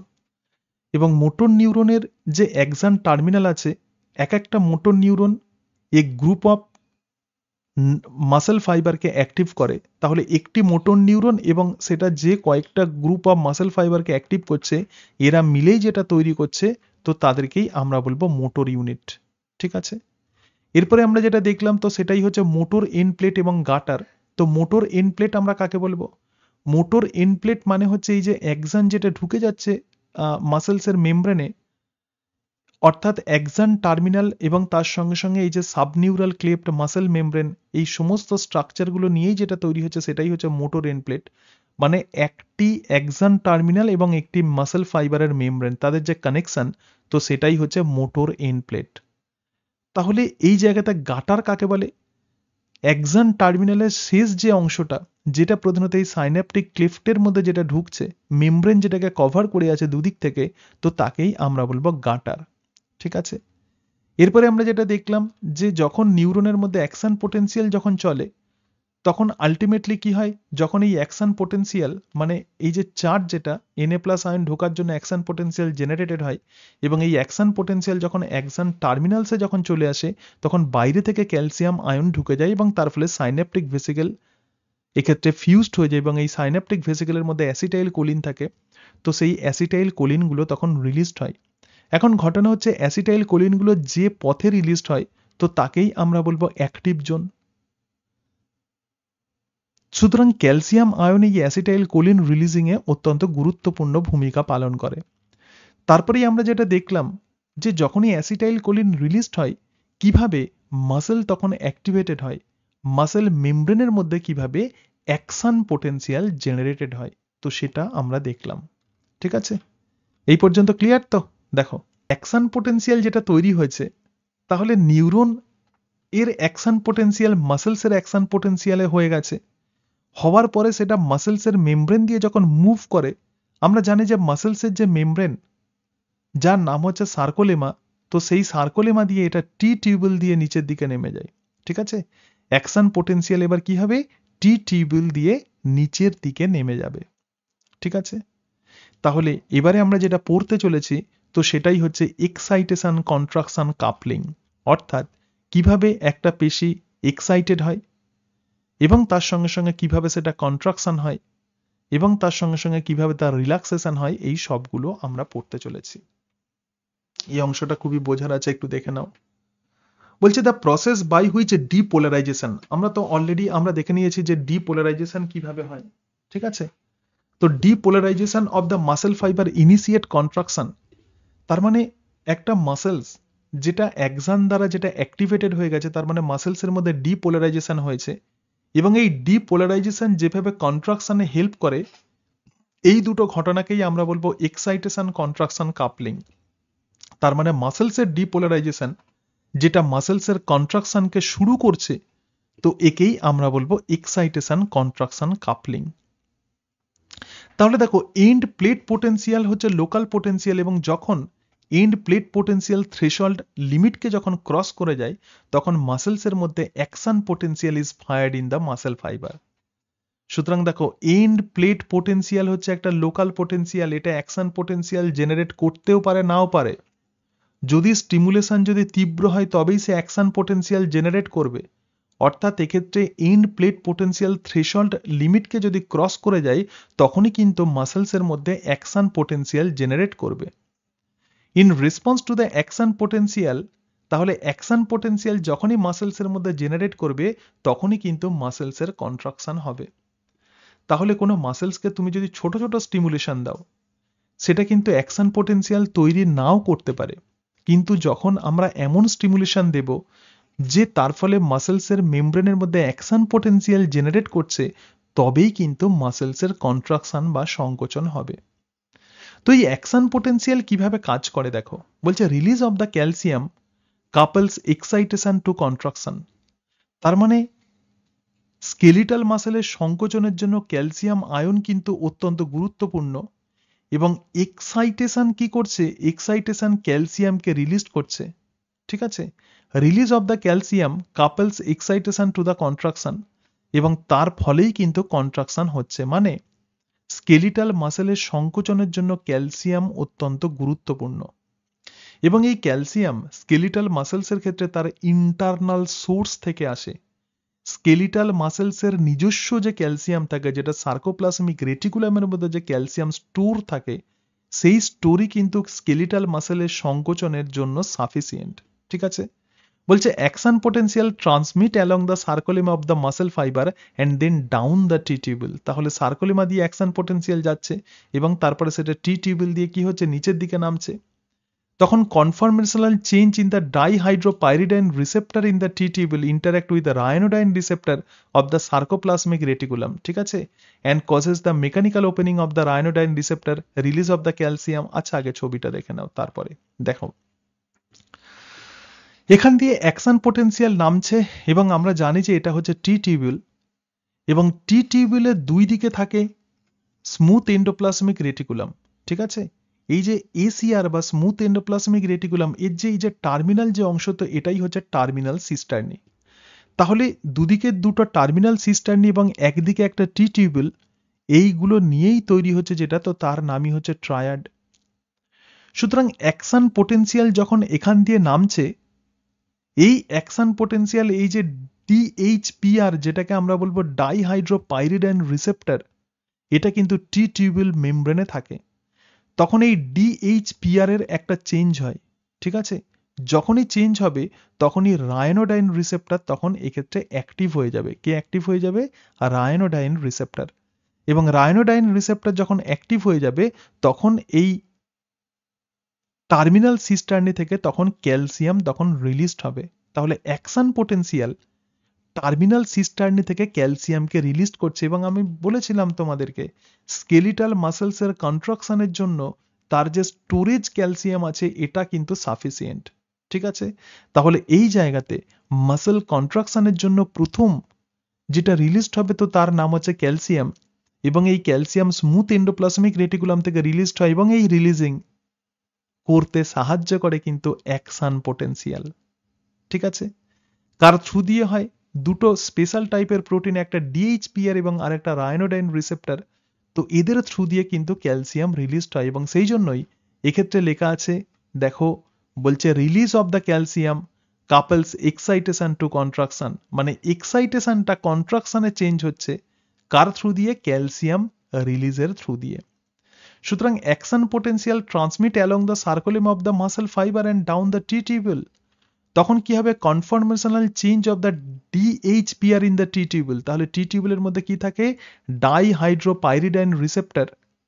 যখনই এর যখন চেঞ্জ হয়ে যাচ্ছে তখন কি হচ্ছে, স্মুথ এন্ডোপ্লাজমিক রেটিকুলামের মধ্যে sarcoplasmic reticulum in the triad কেন বলছি, কারণ একদিকে টি টিউবুল আছে আর দুদিকে দুটো সার্কোপ্লাজমিক রেটিকুলাম আছে, তার মানে তিনটে স্ট্রাকচার মিলে তৈরি করছে ট্রায়াড। যখন এই ডিএইচপিআর এর যখন পরিবর্তন হয় তখন এই সার্কোপ্লাজমিক রেটিকুলামের রায়ানোডাইন রিসেপ্টরের সঙ্গে সে অ্যাটাচড হয়ে যায়। আগে হয়তো তার মধ্যে গ্যাপ ছিল, কিন্তু যখনই অ্যাকশন পোটেনশিয়াল যখন আসে তখন ডিএইচপিআর এর এমন গঠনগত পরিবর্তন হয় তখন সে রায়ানোডাইন রিসেপ্টরকে তখন সে টাচ করে যায়, এবং তার ফলে কি হবে, causes the mechanical opening of the ryanodine receptor, মানে ডিএইচপিআর এই রায়ানোডাইন রিসেপ্টরকে টাচ করে যায়, এবং যখন এইভাবে খুলে যাচ্ছে টাচ করছে যখন, তখন রায়ানোডাইন রিসেপ্টর খুলে গেল। রায়ানোডাইন রিসেপ্টর যদি খুলে যায় তখন release of the calcium from the smooth endoplasmic reticulum into the cytoplasm. তখন কি হবে, রায়ানোডাইন রিসেপ্টরের থ্রু দিয়ে তখন সাইটোপ্লাজমের মধ্যে ক্যালসিয়াম আয়ন চলে এলো। Release of the calcium from the smooth endoplasmic reticulum which peak at 20 millisecond after action potential. তার মানে অ্যাকশন পোটেনশিয়াল তৈরি হওয়ার পরে 20 মিলিসেকেন্ড পরেই কিন্তু এই ক্যালসিয়াম আয়নের কিন্তু রিলিজিং ঘটে, এবং এই যে ক্যালসিয়াম আয়ন যেটা এলো সেই ক্যালসিয়াম আয়ন ট্রোপোনিন সি এর সঙ্গে যুক্ত হয়। আগের দিন আমরা দেখেছিলাম মাসেলস এর মধ্যে যে মায়োফিলামেন্ট থাকে তার মধ্যে ট্রোপোনিনের তিনটে স্ট্রাকচার থাকে, একটা ট্রোপোনিন সি, একটা ট্রোপোনিন আই আর একটা ট্রোপোনিন টি। তাহলে ট্রোপোনিন সি এর সঙ্গে যখনই যুক্ত হবে তখন সেই মায়োফিলামেন্টের স্ট্রাকচারের পরিবর্তন ঘটবে, এবং তার ফলে জি অ্যাক্টিনের মধ্যে যে গ্রুপ ছিল, ছোট ছোট যে গর্ত ছিল, সেই গর্তগুলো থেকে ট্রোপোমায়োসিন সরে যাবে, এবং তার ফলে মায়োসিন হেড ডিরেক্টলি সেই অ্যাক্টিনের সঙ্গে যুক্ত হয়। সিম্পলি আমরা এটা দেখলাম যে ক্যালসিয়াম যেটা রিলিজড হয় সেটা ট্রোপোনিন সি এর সঙ্গে যুক্ত হয়। ঠিক আছে, তো এই জায়গাতে তাহলে দেখা একটা ইম্পর্টেন্ট নোটস আমি লিখেছি, সার্কোটিউবুলার সিস্টেম। বলছে সার্কোটিউবুলার সিস্টেমের মধ্যে দুটো টিউবিউল থাকে, একটা টি টিউবিউল আর একটা হচ্ছে L tubule. T tubule present in sarcolemma and L tubule in the smooth endoplasmic reticulum. তাহলে দেখো সার্কোটিউবুলার সিস্টেম যেটা স্কেলিটাল মাসেলসের, এটা প্রধানত দুটো টিউবিউল, টিউবিউল মানে কি লম্বা লম্বা থলির মতো স্ট্রাকচার। তাহলে সার্কোলেমা যে টিউবিউল তৈরি করছে তো তার নাম হচ্ছে টি টিউবিউল, আর স্মুথ এন্ডোপ্লাজমিক রেটিকুলাম যে টিউবিউল তৈরি করছে তো তাকেই আমরা বলবো এল টিউবিউল। ঠিক আছে, which store and release the calcium call the terminal cisternae. One T tubule is surrounded by two L tubule obviously. তাহলে একটা টি টিউবিউল দুটো এল টিউবিউল দিয়ে সারাউন্ডেড থাকে, এবং this classical arrangement is call the triad in the skeletal muscle. তাহলে T টিউবিউলের মধ্যে কি থাকবে, have a calcium channel call the dihydropyridine receptor. তাহলে টি টিউবিউলের মধ্যে একটা ক্যালসিয়াম চ্যানেল থাকে যাকে আমরা বলবো DHPR. In response to the muscle action potential DHPR acts as the voltage sensor and make the physical interaction with another calcium channel, তো সেটাই হচ্ছে রায়ানোডাইন রিসেপ্টর। তাহলে দেখো এই যে ডিএইচপিআর আছে এটা কিন্তু একটা টাইপের ক্যালসিয়াম চ্যানেল, এটাও কিন্তু ক্যালসিয়ামকে ভেতরের দিকে ঢোকায়। যাই হোক, এর একটা গঠনগত পরিবর্তন ঘটে এবং তার ফলে রায়ানোডাইন রিসেপ্টরের সঙ্গে কাজ করবে, এবং the physical interaction between the DHPR and the ryanodine receptor, তখন যখন এই ডিএইচপিআর আর রায়ানোডাইন রিসেপ্টর দুজনকে যখন টাচ করে যাচ্ছে তখন কি হচ্ছে, ক্যালসিয়াম তখন রিলিজড হচ্ছে। ঠিক আছে, so release of the calcium from the smooth endoplasmic reticulum, এবং ক্যালসিয়াম যদি রিলিজড হয় তবেই কিন্তু মাসেলসের কন্ট্রাকশন ঘটবে। Calcium is very very important for skeletal muscle secretion, মানে কন্ট্রাকশন, কিন্তু স্কেলিটাল মাসেলসের ক্ষেত্রে ইন্টারনাল স্টোরেজ অত্যন্ত গুরুত্বপূর্ণ ক্যালসিয়ামের। ঠিক আছে, এবং সেই ক্যালসিয়ামের ইন্টারনাল স্টোরেজ কিন্তু sufficient for skeletal muscle contraction. অন্যান্য মাসেলসের ক্ষেত্রে বাইরে থেকে দিতে হয় ক্যালসিয়ামকে, ঠিক আছে, কিন্তু স্কেলিটাল মাসেলসের ক্ষেত্রে তার যে স্মুথ এন্ডোপ্লাজমিক রেটিকুলাম থাকে তার মধ্যে যে স্টোর যে ক্যালসিয়াম থাকে তো সেটাই কিন্তু স্কেলিটাল মাসেলসের কন্ট্রাকশনে হেল্প করবে। ঠিক আছে, দেখো এটুকু বোঝা গেল। তাহলে আমরা কি দেখলাম, অ্যাকশন পোটেনশিয়াল কোথায় চলে এলো, ক্যালসিয়ামকে রিলিজ করে দিল। ঠিক আছে, দেখো এটুকু বোঝা গেল কিনা। ঠিক আছে, আচ্ছা, এবারে আমরা যেটা দেখবো তো সেটাই হচ্ছে কন্ট্রাকশন। তো কন্ট্রাকশনে ডিফারেন্ট থিওরি আছে, কিন্তু মেনলি আমরা যেটা পড়বো তো সেটাই হচ্ছে স্লাইডিং ফিলামেন্ট থিওরি। একটুখানি দেখে নাও যে কন্ট্রাকশন প্রকৃতপক্ষে কিরকম স্টেপে প্রধানত সম্পন্ন হয়। খুব সহজ ভাবে আমি এটা লিখেছি, কিন্তু সমস্ত কিছু ইনফরমেশন তোমরা এখানে পেয়ে যাবে। ঠিক আছে, একটু বোঝার চেষ্টা করো যে স্কেলিটাল মাসেল কিভাবে সংকুচিত হয়। তার মানে আমরা তো অলরেডি দেখলাম যে ক্যালসিয়াম রিলিজড হয়ে গেছে। ঠিক আছে, এবার দেখো কিভাবে স্কেলিটাল মাসেল সংকুচিত হয়। স্কেলিটাল মাসেল সংকুচিত হতে গেলে আমাদের কি মনে প্রশ্ন জাগে যে কেমন পজিশনে আছে সেটা, মানে সংকোচনের আগে সে কেমন কন্ডিশনে আছে, তো সেটাই হচ্ছে রেস্টিং ফেজ।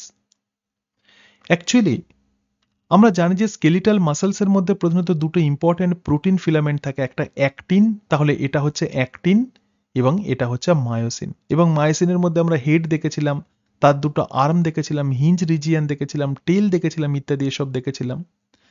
তাহলে যখন মাসেল যখন রেস্টিং পজিশনে আছে, দেখো বিফোর কন্ট্রাকশন, জাস্ট কন্ট্রাকশনের আগে মানে সংকোচন হচ্ছে না কিন্তু নর্মাল কন্ডিশনে আছে, বলছে head of the myosin bind with ATP. তখন কি হবে, মায়োসিনের এই যে হেড আছে এই হেড এটিপি এর সঙ্গে যুক্ত হয়, কিন্তু মায়োসিন হেডের এটিপিএস অ্যাক্টিভিটি আছে এবং তার ফলে myosin head immediately clip the ATP. তার মানে কি মায়োসিন হেড তখন এটিপিকে ভেঙে ফেলবে, এডিপি এবং ইনঅর্গানিক ফসফেটে ভেঙে ফেলবে। বলছে ATPase activity of the myosin head immediately cleave ATP but leave cleavage product ADP and inorganic phosphate bound to the head. তার মানে রেস্টিং কন্ডিশনে কি হচ্ছে, প্রথমেই যখন এটিপি যখন যুক্ত হবে তখন কি হবে, অ্যাক্টিন এবং মায়োসিন তখন খুলে যাবে।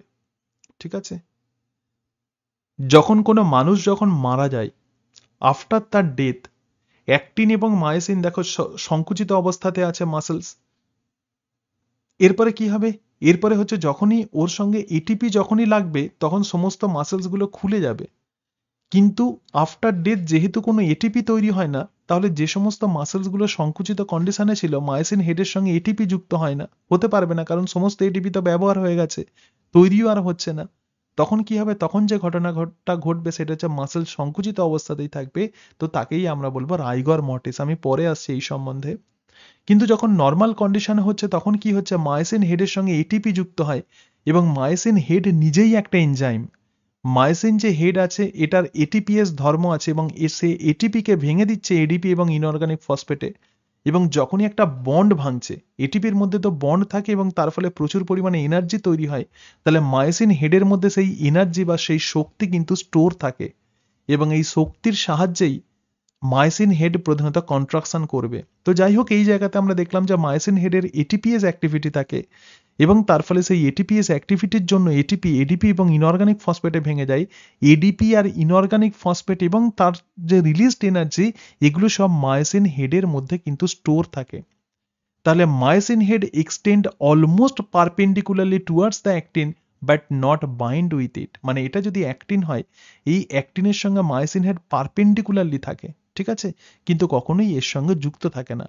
এবার দেখো এই যে অ্যাক্টিন আছে, আমরা জানি যে দুটো এফ অ্যাক্টিন থাকবে, মানে দুটো এফ অ্যাক্টিন, এবং এই দুটো এফ অ্যাক্টিন প্রধানত ট্রোপোমায়োসিন দিয়ে কভার থাকে। আমরা জানি তার মধ্যে যে গ্রুপ আছে সেটা ট্রোপোমায়োসিন দিয়ে কভার থাকে। তো এই যে মায়োসিন হেড এডিপি এবং ইনঅর্গানিক ফসফেটকে যে ভেঙে দিচ্ছে এবং এডিপি এবং ইনঅর্গানিক ফসফেট এই যে অ্যাটাচড হয়ে আছে, তো একেই বলে ককিং অফ মায়োসিন। একে আমরা কি বলবো, ককিং অফ মায়োসিন। এটা হচ্ছে নর্মাল পিরিয়ড। ঠিক আছে, এবার দেখো ইতিমধ্যে অ্যাকশন পোটেনশিয়াল মাসেলসের মধ্যে তৈরি হয়ে গেছে এবং তৈরি হওয়ার ফলে ক্যালসিয়ামও রিলিজড হয়ে গেছে ডিএইচপিআর এবং রায়ানোডাইন রিসেপ্টরের থ্রু দিয়ে। সার্কোপ্লাজমিক রেটিকুলাম থেকে ক্যালসিয়াম রিলিজড হয়েছে।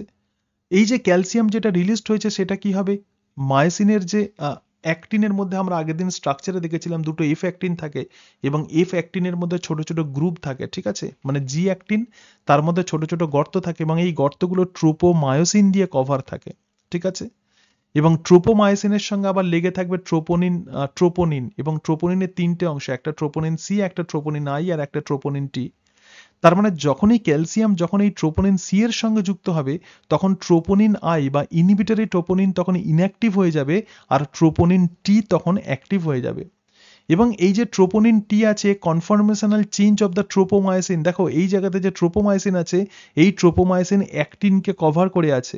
ঠিক আছে, তাহলে অ্যাক্টিভ সাইটকে কভার করে আছে, কিন্তু যখনই ক্যালসিয়াম যখন যুক্ত হবে ট্রোপোনিনের সঙ্গে তখন এই কভারিং তখন খুলে যাবে। ঠিক আছে, তাহলে ট্রোপোনিন সি যখন এর সঙ্গে যুক্ত হচ্ছে তখন কি হচ্ছে, ট্রোপোনিন সি যখন ক্যালসিয়ামের মানে ক্যালসিয়াম যখন ট্রোপোনিন সি এর সঙ্গে যুক্ত হচ্ছে তখন ট্রোপোমায়োসিনের একটা গঠনগত পরিবর্তন ঘটবে এবং তার ফলে tropomyosin move from the active site. তখন ট্রোপোমায়োসিন কি হবে, অ্যাক্টিভ সাইট থেকে তখন খুলে চলে যাবে। তখন অ্যাক্টিভ সাইট তখন ওপেন আপ হবে, দেখো অ্যাক্টিভ সাইট তখন কি হচ্ছে, ওপেন হয়ে যাচ্ছে। এবং মায়োসিন হেডের মধ্যে এখনো কি আছে, এডিপি এবং ইনঅর্গানিক ফসফেট। তাহলে এডিপি এবং ইনঅর্গানিক ফসফেট যুক্ত মায়োসিন হেড তখন খোলা জায়গা পেয়ে যাবে এবং সেই খোলা জায়গায় এ তখন এটার সঙ্গে যুক্ত হচ্ছে, ঠিক আছে। তাহলে myosin head binds with actin active site, myosin head তখন অ্যাক্টিনের অ্যাক্টিভ সাইটের সঙ্গে যুক্ত হয় এবং এই ঘটনাকেই আমরা বলবো ক্রস ব্রিজ ফর্মেশন। তাহলে ক্যালসিয়াম আয়ন যখন যুক্ত হবে ট্রোপোনিন সি এর সঙ্গে, তখন ট্রোপোমায়োসিন তখন খুলে যাবে। ট্রোপোমায়োসিন যেটা কভার করে রেখেছিল অ্যাক্টিনের অ্যাক্টিভ সাইটগুলোকে, তো সেই তখনই ট্রোপোমায়োসিন খুলে যাবে, তার ফলে অ্যাক্টিভ সাইট তখন ওপেন হবে এবং যখনই অ্যাক্টিভ সাইট ওপেন হবে তখন এই যে মায়োসিন হেডের মধ্যে যে ককিং হয়েছিল সেই ককিং মায়োসিন হেড এবার এই অ্যাক্টিভ সাইটের সঙ্গে যুক্ত হয়।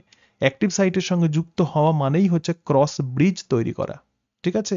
কিন্তু এখনো মায়োসিন হেডের মধ্যে কি লেগে আছে? এডিপি এবং ইনঅর্গানিক ফসফেট, ঠিক আছে। সবাই বুঝতে পেরেছে এটুকু? ক্লিয়ার? আচ্ছা, এইবার দেখো এরপরে যেটা হবে তো সেটাই হচ্ছে পাওয়ার স্ট্রোক মানে ওয়ার্কিং। এবার ঘটনা হচ্ছে যে মায়োসিন হেড তখন হচ্ছে অ্যাক্টিনের অ্যাক্টিভ সাইটের সঙ্গে যুক্ত হয়ে গেছে, কিন্তু মায়োসিন হেডের মধ্যে এখনো এডিপি এবং ইনঅর্গানিক ফসফেট আছে। এরপরে কি হবে ভালো করে দেখো, প্রথমে কিন্তু ইনঅর্গানিক ফসফেট খুলবে। মায়োসিন হেড থেকে যখন ইনঅর্গানিক ফসফেট যখন বেরিয়ে যাবে তখনই মায়োসিন হেডের মধ্যে তো শক্তি ছিল, এ তখন কি করবে? এ তখন একটু ঠেলে দেবে অ্যাক্টিনকে, এ তখন অ্যাক্টিনকে কি করবে? ঠেলে দেবে। তার মানে একেই আমরা বলবো পাওয়ার স্ট্রোক। এবং যখনই অ্যাক্টিন দুদিক থেকে দুটো অ্যাক্টিনের যখন হচ্ছে ঠেলবে দুদিক থেকে, মানে মায়োসিন যখন দুদিক থেকে যখন ঠেলবে তখন পেশির সংকোচন হবে।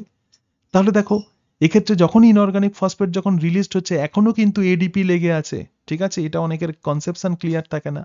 তাহলে প্রথমে ইনঅর্গানিক ফসফেট রিলিজড হচ্ছে এবং তারপরেই কিন্তু পাওয়ার স্ট্রোক হবে। দেখো এক্ষেত্রে মায়োসিন হেড এটা আগের সিচুয়েশনে ছিল, তাহলে এটা এই এখন এই সিচুয়েশনে চলে এলো, মানে মায়োসিন হেড জাস্ট এইরকম হয়ে গেল, ঠিক আছে। যখনই এরকম হয়ে যাবে তখন ঠেলে দিচ্ছে। ধরে দেখ একটা কাগজের টুকরো আছে, এই যে অংশটা আছে আমি এটাকে ঠেলে দিচ্ছি, এরকম ঠেলে দিচ্ছি, ঠিক আছে। এখানেও সেরকম ভাবে মায়োসিন হেড এরকম ভাবে লেগে আছে এবং এটাকে ঠেলে দিচ্ছে এবং তার ফলে কি হচ্ছে অ্যাক্টিনে এই যে ঘটনা, তো একেই আমরা বলবো পাওয়ার স্ট্রোক।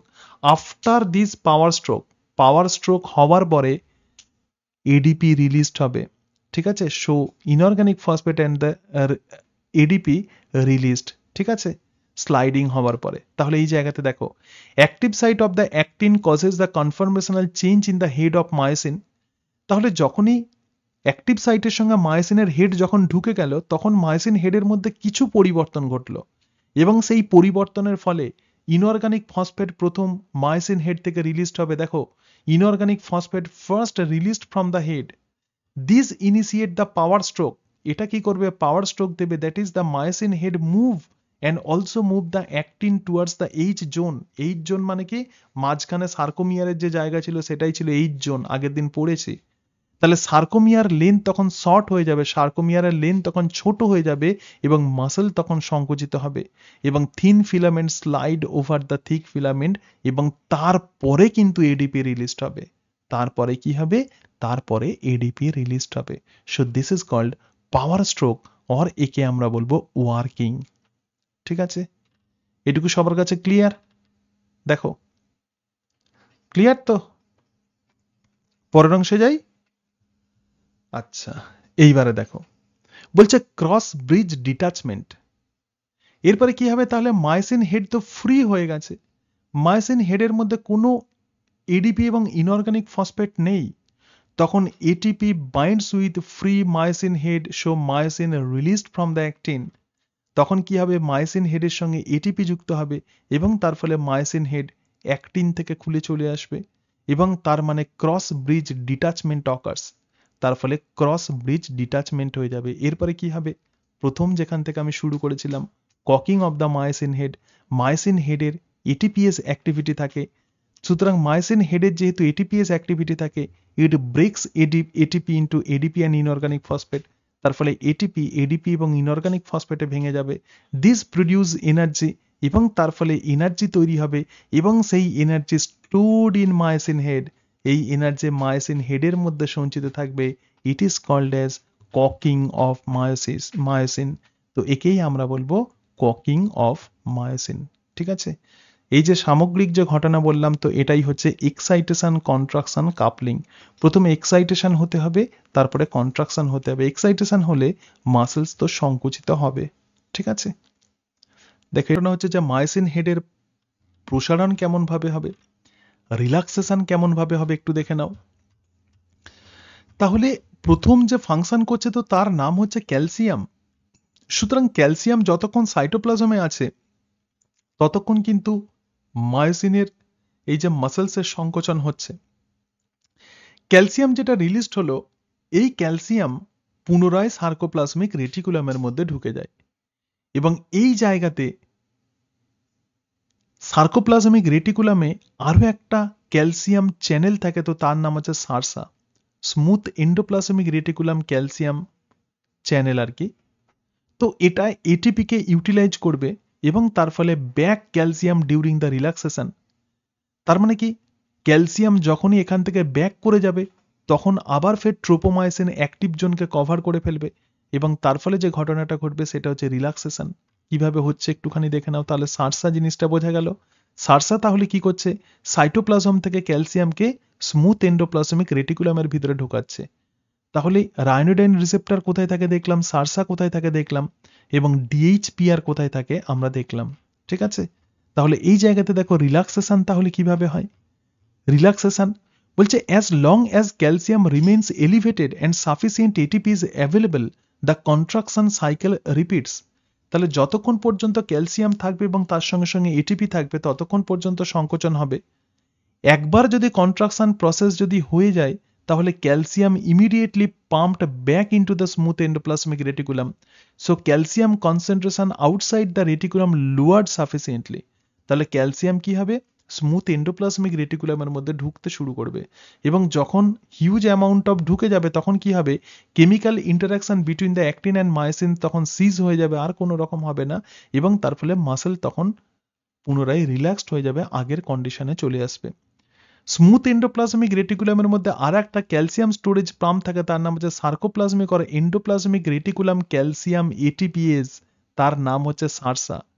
এখানে একটা খুব গুরুত্বপূর্ণ ইম্পর্টেন্ট ইনফরমেশন তোমাদেরকে দেব। বলছে SERCA pump use energy from ATP. তাহলে সারসা কি করবে, এটিপি কে ইউজ করবে। So hydrolysis to remove the calcium, মানে এটিপি যখন হাইড্রোলাইসিস হবে তখন ক্যালসিয়াম মাসেলসের সাইটোপ্লাজম থেকে ক্যালসিয়াম কি হবে, টার্মিনাল সিস্টার্নের ভেতরে ঢুকে যাবে। সুতরাং এই জায়গাতে দেখো ATP is only substance in the muscle. মাসেলসের একমাত্র এটিপি হচ্ছে সেই পদার্থ which is used during both contraction and relaxation. প্রচুর পরীক্ষাতে প্রশ্ন দেওয়া হয়। তাহলে সংকোচনেও যেমন এটিপি লাগে, এটিপি থাকলে তবেই না এটিপি এডিপি এবং ইনঅর্গানিক ফসফেটে ভাঙবে, তবেই না ককিং অফ মায়োসিন হেড হবে। তাহলে এটিপি হচ্ছে একমাত্র সেই সাবস্ট্যান্স যে সাবস্ট্যান্স মাসেলসের সংকোচনে যেমন প্রয়োজন হয়, মাসেলসের রিল্যাক্সেশনেও কিন্তু তার প্রয়োজন হয়। ঠিক আছে, তাহলে এটাই হচ্ছে প্রকৃতপক্ষে কন্ট্রাকশন এবং রিল্যাক্সেশন, যেটা স্কেলিটাল মাসেলসের ইম্পর্টেন্ট প্রপার্টি। কিভাবে হয়, মোটর এন্ড প্লেট কাকে বলে, তার সঙ্গে সঙ্গে এন্ড প্লেট পোটেনশিয়াল কাকে বলে, অ্যাক্টিভ জোন কাকে বলে, গাটার কাকে বলে, মায়োনিউরাল জাংশন কাকে বলে। ঠিক আছে, এই সমস্ত বিষয়গুলো আমরা আলোচনা করলাম। এবং মাসেলস যেটা এক্সাইটেবল টিস্যু, তো সেই excitable tissue, neuron excitable tissue, তাদের মধ্যে রেস্টিং মেমব্রেন পোটেনশিয়াল এবং স্পাইক পোটেনশিয়ালের কি ডিফারেন্স, তো সেটাও আমরা দেখলাম। ঠিক আছে, দেখো এই পর্যন্ত সবার কাছে ক্লিয়ার হয়েছে। এবার আমাদের সিলেবাসে যেটা আছে তো সেটাই হচ্ছে প্রপার্টিজ অফ মাসেলস। মাসেলসের কিছু গুরুত্বপূর্ণ প্রপার্টি আছে। প্রথম যে প্রপার্টি তো সেটাই হচ্ছে এক্সাইটেবিলিটি। আমরা কি দেখলাম, হোয়াট ইজ দিস এক্সাইটেবিলিটি? তার মানে কি, একজন মানে নিউরন আর কি, তো নিউরন কি করবে, মাসেলকে এক্সাইট করবে এবং এক্সাইট করলে তবেই সেখান থেকে প্রধানত ক্যালসিয়াম রিলিজড হবে মাসেল থেকে এবং সেটা কন্ট্রাকশন করবে। প্রকৃতপক্ষে মাসেলকে প্রধানত আমরা স্টিমুলেশন দিতে হয়। বলছে reaction or response of the muscle to a stimulus. Excitability মানে কি, তাহলে মাসেলস যখন উদ্দীপকের প্রভাবে সাড়া দেয় তো তাকেই আমরা বলবো এক্সাইটেবিলিটি। ধরে দেখ আমি কোনো আগুনে হাত দিলাম, তো আগুনটা হচ্ছে একটা স্টিমুলাস, আমি হাতকে সরিয়ে নিলাম। অ্যাকচুয়ালি এক্ষেত্রে মাসেলস ফাইনাল কাজ করছে, কিন্তু তার আগে কি কাজ করছে, তার আগে নিউরন কাজ করছে। ঠিক আছে, যখনই আগুনে হাত দেব তখনই সেই ইনফরমেশন আমাদের রিসেপ্টর থেকে কোথায় চলে যাবে, স্পাইনাল কর্ডে চলে যাবে বা ব্রেনেতে সেটা চলে গেল, স্পাইনাল কর্ডে চলে গেল এবং স্পাইনাল কর্ড সেটাকে প্রসেস করবে এবং স্পাইনাল কর্ড থেকে কি দেখিয়েছিলাম, মোটর নিউরন চলে আসবে এবং সেই মোটর নিউরনের কানেকশন কোথায় থাকবে, মাসেলসে চলে আসবে। তার মানে যত তীব্র এক্সাইটেবিলিটি মানে স্টিমুলেশন হবে তত আমরা দ্রুত হাতকে আমরা সরিয়ে নেব। ঠিক আছে? তাহলে প্রথম এই স্টিমুলেশন নিউরনে কাজ করলেও কিন্তু আলটিমেট রেজাল্ট কিন্তু আমরা মাসেলসের মধ্যেই পাই। সেই কারণের জন্যই বলছে যে রিয়াকশন আর response of a muscle to a stimulus, তো তাকেই আমরা বলবো এক্সাইটেবিলিটি। স্টিমুলাসে সে কিভাবে সাড়া দেয়। যদি নর্মাল যদি টেম্পারেচার হয় আমরা শুধু সেন্স করতে পারবো, কিন্তু হাতকে আমরা সেখান থেকে সরিয়ে নেব না। প্রচন্ড যদি গরম হয় সঙ্গে সঙ্গে হাতকে আমরা সরিয়ে নেব। ঠিক আছে? তাহলে এই যে স্টিমুলাস এ কিভাবে একটা মাসেলস রেসপন্স করে, তো তাকেই আমরা বলবো এক্সাইটেবিলিটি। এখন ঘটনা হচ্ছে এই স্টিমুলাস কিন্তু ডিফারেন্ট রকমের হতে পারে। তাহলে স্টিমুলাস কাকে বলে? স্টিমুলাস হচ্ছে একটা agent which causes response in an excitable tissue. মানে এমন কোনো এজেন্ট যেটা কি করবে এক্সাইটেবল টিস্যু মানে মাসেলস এবং নার্ভকে যেটা অ্যাক্টিভ করে, তো তাকেই আমরা বলবো স্টিমুলাস। এই স্টিমুলাস মেকানিক্যাল হতে পারে। ঠিক আছে? মেকানিক্যাল স্টিমুলাস হতে পারে, কোনো জায়গা হয়তো আঘাত লাগলো, কেউ কিছু কোনো ঢিল ছুঁড়ে তোমাকে মারলো, তাহলে এটা হচ্ছে মেকানিক্যাল স্টিমুলাস। ইলেকট্রিক্যাল হতে পারে, টেম্পারেচার হতে পারে, কেমিক্যাল হতে পারে। সুতরাং স্টিমুলাস কিন্তু যে কোনো রকমের হতে পারে। ইন্টেন্সিটি অফ দ্য স্টিমুলাস, একটা স্টিমুলাস কতটা তীব্র হবে সেটা 5 রকমের প্রধানত তার ইন্টেন্সিটি দেখা যায়। ইন্টেন্সিটি মানে কি? ধরে যাক আমি যে নর্মাল লাইটে দেখতে পাচ্ছি এটা একটা নর্মাল ইন্টেন্সিটি আছে, কিন্তু কেউ যদি মুখেতে আমার যদি লাইট ফেলে মানে টর্চ লাইট যদি মানে তখন ইন্টেন্সিটি অনেক বেড়ে যাবে। গাড়ির মানে গাড়ির হেডলাইট যখন আমরা চোখে পড়ে তার মানে সেটা হাই ইন্টেন্সিটি যুক্ত লাইট আমাদের চোখে পড়ছে, সেই জন্য আমরা সহজে চোখকে আমরা বন্ধ করে ফেলি। তাহলে এই যে ইন্টেন্সিটি অফ দ্য স্টিমুলাস, এই স্টিমুলাসের শক্তি বিভিন্ন রকমের হতে পারে, 5 রকম হতে পারে। একটা সাব মিনিমাল স্টিমুলাস, মানে এই রকম স্টিমুলাস দিলে মাসেলস কোনো রকম রেসপন্স করবে না। সেকেন্ড যেটা আছে সেটা হচ্ছে মিনিমাল স্টিমুলাস, মানে এটা হচ্ছে মিনিমাল স্টিমুলাস, এই স্টিমুলাসেই কিন্তু মাসেল রেসপন্স করবে। সাব ম্যাক্সিমাল স্টিমুলাস মানে ম্যাক্সিমাম স্টিমুলাসেরও একটু নিচে, তার ক্ষমতা একটু কম। এবং ম্যাক্সিমাল স্টিমুলাস মানে কি এটা ম্যাক্সিমাম, এবং সুপ্রা ম্যাক্সিমাম মানে ম্যাক্সিমামেরও উপরে। তাহলে 5 রকমের স্টিমুলেশন আমরা দেখতে পাবো। ঠিক আছে? উদ্দীপকের শক্তি আমরা দেখতে পাবো কত রকমের? 5 রকমের। তবে তার মধ্যে এই যে মিনিমাল যে স্টিমুলাস আছে, এই minimal stimulus has a strength that is sufficient to excite the muscle. তাহলে দেখো সাব মিনিমাল স্টিমুলাস দিলে মাসেল কিন্তু এক্সাইটেড হবে না, কিন্তু মিনিমাল স্টিমুলাস হচ্ছে একদম নর্মাল মানে লোয়ার স্টিমুলাস যেখানে মাসেল রেসপন্স করবে। সাব ম্যাক্সিমালে রেসপন্স করবে, ম্যাক্সিমালে রেসপন্স করবে, সুপ্রা ম্যাক্সিমালে রেসপন্স করবে, কিন্তু সাব মিনিমালে এটা প্রধানত রেসপন্স করবে না। তাহলে মিনিমাল স্টিমুলাস হচ্ছে একদম মিনিমাম স্টিমুলাস যেটা প্রধানত একটা পেশিকে সে কি করতে পারে? এক্সাইট করতে পারে। ঠিক আছে? ধরা যাক তুমি কোনো একটা জিনিস কিনতে গেছো, একটা খাতার দাম ধরা যাক 25 টাকা, তাহলে তুমি সেটা দিলে, এটাই কিন্তু ইম্পর্টেন্ট, তোমার কাছে 100 টাকা আছে নাকি 2500 টাকা আছে এটা কোনো গুরুত্বপূর্ণ ব্যাপার নয়। মিনিমাম এই টাকাটা থাকলে তবে তুমি জিনিস কিনতে পাবে। এখানেও সেরকম কেমন স্টিমুলাস আছে সেটা নয়, অ্যাকচুয়ালি কোন স্টিমুলাসে মাসেল প্রধানত এক্সাইটেড হয়, তো সেটাই হচ্ছে মিনিমাল স্টিমুলাস। তাহলে মিনিমাল স্টিমুলাসের সেই শক্তি থাকে যে শক্তি sufficient to excite the muscle, যেটা মাসেলকে এক্সাইট করতে পারে। ঠিক আছে? এটুকু সবাই বুঝতে পেরেছো? ক্লিয়ার এটা? আচ্ছা, এইবারে বলছে ডিউরেশন অফ দ্য স্টিমুলাস। এখন ঘটনা হচ্ছে এই স্টিমুলাস আমরা কতক্ষণ দেব। তুমি আগুনে অনেকক্ষণ ধরে হাত রেখে দেবে নাকি দিয়েই তুমি সরিয়ে নেবে। ঠিক আছে? তাহলে একটা মাসেলকে এক্সাইট করার জন্য এই স্টিমুলাসের ডিউরেশন কতক্ষণ হতে পারে। তাহলে এই যে ডিউরেশন মানে কতক্ষণ দিলে তবে একজন একটা পেশি সংকুচিত হবে, সেটা কিন্তু স্ট্রেংথ অফ স্টিমুলাসের উপর ডিপেন্ড করে, মানে স্টিমুলাসের শক্তির উপর ডিপেন্ড করে। যখন আমরা খুব দুর্বল স্টিমুলেশন দেবো অবশ্যই তখন ডিউরেশন তখন বড় হবে। তার মানে একটা দুর্বল স্টিমুলেশন অনেকক্ষণ ধরে দিলে তবে মাসেল সংকুচিত হবে। আবার যদি প্রচন্ড শক্তিশালী স্টিমুলেশন দিই, ধরা যাক ম্যাক্সিমাম স্টিমুলাস আমরা দিলাম, কম সময়েই কিন্তু মাসেলস কিন্তু রেসপন্স করবে।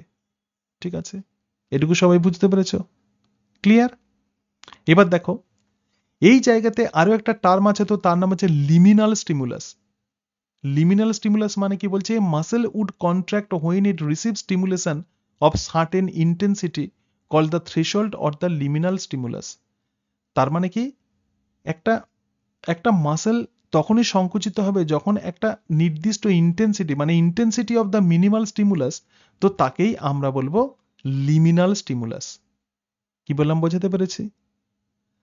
তার মানে মিনিমাল স্টিমুলাসের সেই শক্তি থাকে যে শক্তি মাসেলকে এক্সাইট করতে পারে, কিন্তু এই শক্তির যে ইন্টেন্সিটি, মানে এর যে তীব্রতা, আলো হচ্ছে একটা শক্তি, তাহলে যে পরিমাণ আলো দিলে, মানে আলো এবার বিভিন্ন তার ইন্টেন্সিটি থাকবে, ঠিক আছে? যদি খুব মৃদু আলো, যদি তারার যদি আলো হয়, সেটাও কিন্তু আলো, কিন্তু সেই আলোতে আমরা কোনো জিনিসকে দেখতে পাই না। কিন্তু একটা ন্যূনতম পরিমাণ আলোতে আমরা কোনো অবজেক্টকে আমরা দেখতে পাই, তো সেই ন্যূনতম পরিমাণ লাইটকেই আমরা বলবো লিমিনাল স্টিমুলাস। সেই জন্য মিনিমালের সঙ্গে টার্মটা আছে। তাহলে মিনিমাল স্টিমুলাস মানে যেটা কোনো মাসেলকে এক্সাইট করে, আর লিমিনাল মানে কি, সেই মিনিমাল স্টিমুলাসের যে ইন্টেন্সিটি, তো তাকেই আমরা বলবো লিমিনাল স্টিমুলাস। সবাই বুঝতে পেরেছে? এটা ক্লিয়ার? এটা ঠিক আছে? আচ্ছা, এরপরে আমরা যেটা দেখব, যেহেতু মাসেলসের একটা ধর্ম হচ্ছে muscles is a type of excitable tissue, নিউরনের মতো মাসেলস নিজেই একটা এক্সাইটেবল টিস্যু, মানে তাকে স্টিমুলেশন দিলে সে এক্সাইটেড হয়। তাহলে সে কিভাবে এক্সাইটেড হবে, তো সেটা বোঝার জন্য একটা কার্ভের সাহায্যে আমরা বুঝবো, তো তাকেই আমরা বলবো এক্সাইটেবিলিটি কার্ভ। ঠিক আছে? মাসেলসের এক্সাইটেবিলিটি কার্ভ, বা যাকে বলে স্ট্রেংথ ডিউরেশন কার্ভ। দেখো, স্টিমুলেশন কতক্ষণ পর্যন্ত দেওয়া হচ্ছে ডিউরেশন, এবং সেই স্টিমুলেশনের শক্তি কি রকম, তো সেটা যে কার্ভের সাহায্যে প্রকাশ করা হয়, তো তাকেই আমরা বলবো স্ট্রেংথ ডিউরেশন কার্ভ। আমরা জানি যে আমরা ধরে নিচ্ছি যে মিনিমাল স্টিমুলাস আমরা দিচ্ছি, কিন্তু সেই স্টিমুলাস তার শক্তি কতটা এবং সেটা কতটা পরিমাণে দেব, সেটা যে কার্ভের সাহায্যে প্রকাশ করা হবে, তাকেই আমরা বলবো এক্সাইটেবিলিটি কার্ভ। এবার এখানে দেখো এক্সাইটেবিলিটি কার্ভের ছবি দেখো, ভালো করে বুঝবে, হ্যাঁ, একটু ক্রিটিক্যাল আছে। ঠিক আছে? তাহলে আমরা দেখলাম যে স্টিমুলাসের প্রধানত বা উদ্দীপকের প্রধানত দুটো ক্রাইটেরিয়া। নাম্বার 1, কতক্ষণ পর্যন্ত তাকে দেব, এবং নাম্বার 2 হচ্ছে তার শক্তি কতটা। ধরে রাখো একটা মাসেলসের মধ্যে বিভিন্ন ভোল্টেজের শক্তি আমরা দিচ্ছি। দেখো, প্রধানত যে কারেন্ট আছে, সেই কারেন্টের শক্তিকে আমরা কি করে নির্ণয় করব, তার ভোল্ট দিয়ে। ঠিক আছে? এখানেও সেরকম, যখন অনেক ভোল্ট হবে, 5 ভোল্ট যদি হয়, কারেন্টে আমাদের শক লাগবে না, কিন্তু 220 ভোল্ট বা তারও যদি অনেক বেশি হয়, তখন তার শক্তি অনেক বেশি হবে। তা এখানেও সেরকম ভাবে আমরা স্টিমুলেশনের স্ট্রেংথ মানে হচ্ছে তার ভোল্টেজ। ঠিক আছে? তাহলে এগুলো হচ্ছে voltage, 1 volt, 2 volt, 3 volt, 4 volt, 5 volt. আর এটা হচ্ছে ডিউরেশন, মানে 1 ভোল্ট কতক্ষণ দিচ্ছি। ঠিক আছে? এটা হচ্ছে 1 সেকেন্ড বা মিলি সেকেন্ড, এটা 1 মিলি সেকেন্ড দিচ্ছি, আবার এটা হচ্ছে 2 মিলি সেকেন্ড। ঠিক আছে? তাহলে 2 মিলি সেকেন্ড আমরা দিচ্ছি। তো এই জায়গাতে দেখো, প্রথমে মাসেল কিন্তু এইখান থেকে পড়বে, এই যে ডান দিক থেকে, প্রথমে মাসেল কিন্তু এক্সাইট হচ্ছে না। ঠিক আছে? এবার আমরা কি দেখছি, যখন আমরা 1 ভোল্ট শক্তি, কতক্ষণ, 1 ভোল্ট স্ট্রেংথকে আমরা দিচ্ছি কত সময় ধরে, 2 সেকেন্ড বা 2 মিলি সেকেন্ড যখন সময় ধরে আমরা যখন এই 1 ভোল্ট শক্তিকে আমরা যখন দিচ্ছি, স্টিমুলাসকে আমরা যখন দিচ্ছি, তখন মাসেলস তখন রেসপন্স করছে। ঠিক আছে? মাসেলস তখন কি করছে, রেসপন্স করছে। তাহলে এই 1 ভোল্ট কিন্তু মিনিমাম একটা এনার্জি, মিনিমাম একটা স্ট্রেংথ, এবং যে স্ট্রেংথ 2 সেকেন্ড ধরে দিলে মাসেলস রেসপন্স করে, তো একেই আমরা বলবো রিও বেস। ঠিক আছে? একটুখানি আগে এটা দেখে নাও, বলছে minimum strength of the stimulus, মানে এই জায়গাতে 1 ভোল্ট, এটা হচ্ছে মিনিমাম স্ট্রেংথ, যে স্ট্রেংথে মাসেল এক্সাইটেড হয়। ঠিক আছে? তো তাকেই আমরা বলবো রিও বেস। ঠিক আছে? তাহলে এই জায়গাতে দেখো, মাসেল এক্সাইটেশন শুরু হচ্ছে এখান থেকে। তাহলে দেখো, minimum stimulus, minimum strength of the stimulus, মানে এই যে 1 ভোল্ট যেটা দিচ্ছি, এই যে মিনিমাম যে স্ট্রেংথ আছে, যে স্ট্রেংথে একটা মাসেল এক্সাইটেড হবে, তো এটাই হচ্ছে রিও বেস। একেই আমরা কি বলবো, রিও বেস, মানে আর, মানে এই যে 1টা, এটাই হচ্ছে আর। ঠিক আছে? তাহলে দেখো এই জায়গাতে আমরা কি দেখলাম, minimum strength of the stimulus where the muscles excited, so this is called as rheobase. এবং এই 1 ভোল্টের যদি কম যদি ভোল্ট হয়, can not excite the tissue, also called the threshold strength, তাহলে এটা কিন্তু কোনো টিস্যুকে কিন্তু এক্সাইট করতে পারে না। একে অনেক সময় থ্রেশহোল্ড স্ট্রেংথও বলা হয়, কিন্তু এর নিচে যে রিওবেসের নিচে যদি হয় তাহলে কিন্তু মাসেল কিন্তু অ্যাক্টিভ হবে না। এরপরে যেটা হবে তো তার নাম হচ্ছে ইউটিলাইজেশন টাইম। বলছে minimum time required for rheobasic strength, তার মানে রিওবেসিক স্ট্রেংথ কত ছিল 1 ভোল্ট, কিন্তু এই 1 ভোল্টকে যদি আমরা 1 সেকেন্ড সময় দিই তাহলে কিন্তু মাসেল দেখো এক্সাইটেড হচ্ছে না, লাইন স্ট্রেট চলছে। কিন্তু যদি 2 সেকেন্ড যদি আমরা দিই তখনই কিন্তু মাসেল কিন্তু এক্সাইটেড হবে। সেই জন্য বলছে ইউটিলাইজেশন টাইম, বলছে minimum time required for rheobasic strength of the stimulus to excite the muscle. তার মানে একটা মাসেলকে এক্সাইট করার জন্য 1 ভোল্টেজের শক্তি কতক্ষণ দিতে হবে, 2 সেকেন্ড দিতে হচ্ছে।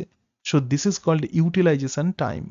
ঠিক আছে, তাহলে এই জায়গাতে স্ট্রেংথ এবং টাইম কিন্তু খুব গুরুত্বপূর্ণ। কাকে বলে রিওবেস এবং কাকে বলে ইউটিলাইজেশন টাইম, আশা করি বোঝাতে পেরেছি। দেখো কোনো যদি অসুবিধা থাকে বলবে। ক্লিয়ার এটা?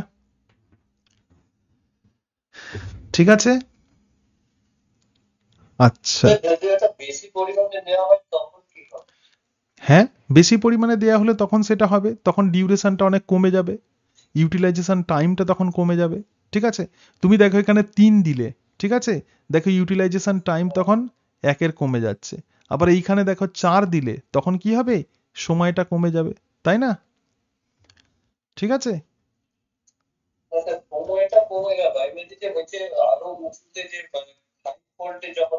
আমরা দেখবো সেটা। হ্যাঁ, আচ্ছা, এখন এটা বুঝতে পারলে তো ইউটিলাইজেশন টাইম? ক্লিয়ার? হ্যাঁ, এগুলো একটু বোঝার আছে মাসেলস এর প্রপার্টি। হ্যাঁ, তারপরে যেটা আমরা দেখবো তো তোমার প্রশ্নের উত্তর একটু পরেই পাবে। তারপরে আমরা যেটা দেখবো তো সেটা হচ্ছে ক্রোনাক্সি। তো ক্রোনাক্সি কাকে বলে দেখো, বলছে minimum time required for a stimulus with double the rheobasic strength to excite the muscle. তার মানে কি, এটা হচ্ছে একটা, এই যে টাইমটা দেখো, যখন আমরা এই রিওবেস মানে একটা মিনিমাম স্ট্রেংথ, যে স্ট্রেংথে একটা মাসেল এক্সাইটেড হয় তো তাকেই বলে রিওবেস। এখন এই রিওবেসকে ডাবল করে দিলাম। যদি রিওবেসকে যদি ডাবল করে দিই তাহলে যে সময়ে প্রধানত মাসেল এক্ষেত্রে দেখো রেসপন্স করবে। ঠিক আছে, বলছে minimum time required for a stimulus with the double rheobasic strength to excite the muscle, তো তাকেই আমরা বলবো ক্রোনাক্সি। তাহলে যখন আমরা 2 ভোল্টেজ দেব তখন মাত্র 1 সেকেন্ড দিলেই কিন্তু মাসেলস কিন্তু রেসপন্স করবে। So this is called as chronaxie. তাহলে ক্রোনাক্সি আর রিওবেসের মধ্যে পার্থক্য বুঝতে পারলে, রিওবেস হচ্ছে সেই মিনিমাম স্ট্রেংথ অফ স্টিমুলাস যেটা মাসেলসকে এক্সাইট করে, তো সেটাই হচ্ছে রিওবেস। আর ক্রোনাক্সি হচ্ছে সেই সময়, সেই যে মিনিমাম টাইম, যে টাইমটা প্রধানত প্রয়োজন হয় কি কি মানে রিওবেসিক স্ট্রেংথকে যদি আমরা ডাবল করে দিই তাহলে যে সময়ে মাসেল কিন্তু রেসপন্স করবে, যে মানে যেটুকু সময় লাগবে মাসেলসের রেসপন্স করতে, তো তাকেই আমরা বলবো ক্রোনাক্সি। ঠিক আছে, লঙ্গার ক্রোনাক্সি লেজার দ্য রেসপন্স, ক্রোনাক্সি যদি অনেক বেশি হয় তখন কিন্তু রেসপন্স কিন্তু কম হয়। ঠিক আছে, তাহলে এটাই হচ্ছে ক্রোনাক্সি আর এটা হচ্ছে রিওবেস। ক্রোনাক্সি যদি এরকম বেড়ে যায়, দেখো ক্রোনাক্সি ধরা যাক এখানে বেড়ে গেল, আরো হচ্ছে তোমার বেড়ে গেল, এই যে জায়গাটা আছে এটা যদি কোনো ক্রমশ বেড়ে যায় তখন রেসপন্স কিন্তু ক্রমশ কমতে থাকবে। ঠিক আছে, এটা মুখস্থ করে ফেলবে, ক্রোনাক্সি যদি বেশি হয় তাহলে রেসপন্স কিন্তু কম হবে। তাহলে রিওবেস আর ক্রোনাক্সি দুটোর পার্থক্য বোঝা গেল। ঠিক আছে, আচ্ছা, বুঝতে পেরেছো। এরপরে পরের অংশে যাই। দেখো মাসেলসের তো এক্সাইটেবিলিটি, মাসেলস তো অবশ্যই একটা এক্সাইটেবল টিস্যু, সুতরাং excitability is very very important property of muscles. তো এবার আমরা যেটা দেখবো তো সেটা হচ্ছে কন্ট্রাকশন। ঠিক আছে, কন্ট্রাক্টালিটি মানে মাসেলস কিন্তু সংকুচিত হয়। বলছে response of the muscles to a stimulus, একটা স্টিমুলাসে মাসেলস যেভাবে রেসপন্স করে তো তাকেই বলা হয় কন্ট্রাক্টিলিটি। ঠিক আছে, তার মানে স্টিমুলেশন দিলেই কিন্তু পেশি কিন্তু সংকুচিত হবে। তো এই জন্য বলছে যে রেসপন্স মানেই হচ্ছে কিন্তু প্রধানত মাসেলসের কন্ট্রাকশন। বলছে internal event of the muscle with change in either length or tension of the muscle. তার মানে কন্ট্রাক্টিলিটি মানে কি, মাসেলসের মধ্যে ইন্টারনাল তার কিছু চেঞ্জ হয়, সেটা লেন্থ হতে পারে অথবা তার টেনশন হতে পারে। মাসেল টেনশন, মাসেলসের মধ্যে যে টান টানা একটা ব্যাপার থাকে, আইসোটনিক আর আইসোমেট্রিকটা পড়লেই বুঝতে পারবে। ঠিক আছে, বলছে যখন একটা মাসেল যখন কন্ট্রাকশন হয়, সে যখন সংকুচিত হয় এগেনস্ট এ লোড। আচ্ছা, মাসেল এক্ষেত্রে টেনশন মানে কি, টেনশন মানে হচ্ছে যে মাসেল, ধরে দেখ আমরা কোন একটা জিনিস আমরা ধরে আছি, হাতে করে ধরে আছি, তাহলে মাসেল কিন্তু সংকুচিত হচ্ছে না, কিন্তু তবুও আমরা মাসেলসের মধ্যে আমরা বুঝতে পারছি যে তার মধ্যে কোনো একটা লোড আছে, সুতরাং এটাই হচ্ছে টেনশন। ঠিক আছে, বলছে যখন muscle contract against A load it perform the work means the energy is transformed from the muscle to load to lift the greater height। ঠিক আছে, তার মানে কি বলছে, একটা মাসেলস মানে সংকুচিত হচ্ছে, তার মানে কি একটা, ধরো যাক কোন একটা জিনিসকে তুমি তুলছো, ধরো যাক এরকম একটা জিনিস আছে, এটাকে আমি হাতে করে ধরে তুলছি, একটু ভারী আছে, তাহলে এক্ষেত্রে মাসেল সংকুচিত হচ্ছে বলেই আমরা সেটাকে তুলতে পারছি। বলছে যখন একটা মাসেল কন্ট্রাক্ট এগেনস্ট এ লোড, মানে একটা ওয়েট দিয়েছে, একটা লোড দিয়েছি, সেই লোডের সেই লোডকে যখন আমরা তুলছি তখন একটা মাসেল তখন কাজ করছে, তার মানেই হচ্ছে এটা energy is transform from the muscle to the load. তাহলে মাসেলসের মধ্যে যে এনার্জি আছে সেটা কি করছে, সেটা এমনভাবে চেঞ্জ হচ্ছে, তার ফলে সেটাকে আমরা তুলতে পারছি। তার মানে ওয়ার্ক ডান মানে হচ্ছে load into distance of the movement. যত উপরের দিকে তুলবো তত আমাদের ওয়ার্ক ডান, তত কাজ তত বেশি হবে। সিম্পলি এটুকু মনে রাখবে যে সংকোচন হলে তবেই কোনো জিনিসকে আমরা তুলতে পারবো। ঠিক আছে, সংকোচন, যেমন আমরা যখন ডাম্বেল দিয়ে যখন আমরা ব্যায়াম করি, আমাদের বাইসেপস তখন ছোট হয়ে যায়, হাতেতে আমরা লোড নিয়ে নিলাম, লোড নিয়ে তখন বাইসেপস যখন আমাদের কন্ট্রাকশন হবে তখনই সেই জিনিসকে আমরা তুলতে পারবো। তাহলে কি পরিমাণ ওয়ার্ক ডান কিসের উপর ডিপেন্ড করবে, যত আমরা লোড যত বেশি নেব তত কাজ কিন্তু বেশি হবে। ঠিক আছে, তাহলে ওয়ার্ক যেটা বেশি যে কাজ করছে সেটা মানেই হচ্ছে লোড, এবং সে কতটা পরিমাণে সেই ডিস্টেন্স মানে সেই লোডকে কতটা উঁচুতে তুলছে। ঠিক আছে, তাহলে এটাই হচ্ছে প্রধানত কন্ট্রাক্টালিটি। তো এই জায়গাতে আরো একটা শব্দ আছে কন্ট্রাকশনের সঙ্গে, আমরা মাসেল টোন। মাসেল টোন কাকে বলে? মাসেল টোন মানে হচ্ছে continuous and the passive contraction of the muscle. ঠিক আছে, দেখো আমরা মাসেল কন্ট্রাকশন মানে এটাই জানি অ্যাক্টিন এবং মায়োসিন, পাওয়ার স্ট্রোক ইত্যাদি, কিন্তু ঘটনা হচ্ছে মাসেলসের মধ্যে এমন কিছু কিছু নন কন্ট্রাকটাইল প্রোটিন থাকে, অর্থাৎ যে সমস্ত প্রোটিনগুলো, এগুলো কিন্তু মাসেলসের লেন্থকে কিন্তু ছোট করে না, কিন্তু ঘটনা হচ্ছে সেই সমস্ত প্রোটিনগুলো প্রধানত অ্যাক্টিভ হয়। তো তখন যে ঘটনাটা ঘটবে তো তাকেই বলে প্যাসিভ কন্ট্রাকশন। বলছে continuous and the passive contraction it is due to non contractile protein in the muscle, mainly titin. মাসেলের মধ্যে ডিফারেন্ট প্রোটিন দেখেছিলাম, অ্যাক্টিন এবং মায়োসিন যখন কাজ করছে তখন আমরা বলবো মাসেল কন্ট্রাকশন, কিন্তু যদি নন কন্ট্রাক্টাইল প্রোটিন যখন কাজ করে, সে চেষ্টা করে যে মাসেলসের লেন্থকে ছোট করতে, সে অতটা পারে না। সুতরাং এই যে কিছু প্রোটিন যেমন টাইটিন যখন কাজ করছে তো তখনই তাকে আমরা বলবো muscle tone. It helps us to hold our body upright when sitting or standing. এই যে আমরা বসে আছি অথবা আমরা দাঁড়িয়ে আছি, দেখো অনেকক্ষণ বসে অথবা অনেকক্ষণ আমরা দাঁড়িয়ে থাকতে পারবো না, কারণ টাইটিন তখন এটিপি ইউটিলাইজ করে নেবে এবং তার ফলে অনেকক্ষণ বসে অথবা অনেকক্ষণ আমরা দাঁড়িয়ে থাকতে পারবো না। কিন্তু ঘটনা হচ্ছে তখনও কিন্তু মাসেল কন্ট্রাকশন হচ্ছে। ঠিক আছে, যখন আমরা বসে থাকবো, যখন আমরা শুয়ে থাকবো, যখন সমস্ত ক্ষেত্রে কিন্তু মাসেল কাজ করছে, তো একেই আমরা বলবো মাসেল টোন। কি বললাম বোঝাতে পেরেছি? এক্ষেত্রে অ্যাক্টিন আর মায়োসিন কাজ না করলে কি হবে, এক্ষেত্রে অন্য প্রোটিন কাজ করবে। দেখো এটা আমি বোঝাতে পারলাম কি? মাসেল কন্ট্রাকশন এবং muscle tone clear? Muscle contraction মানে হচ্ছে মাসেল ছোট হয়ে যাবে, আর মাসেল টোন মানে সবসময় সে কাজ করবে, পেশি কিন্তু সব সময় কাজ করছে।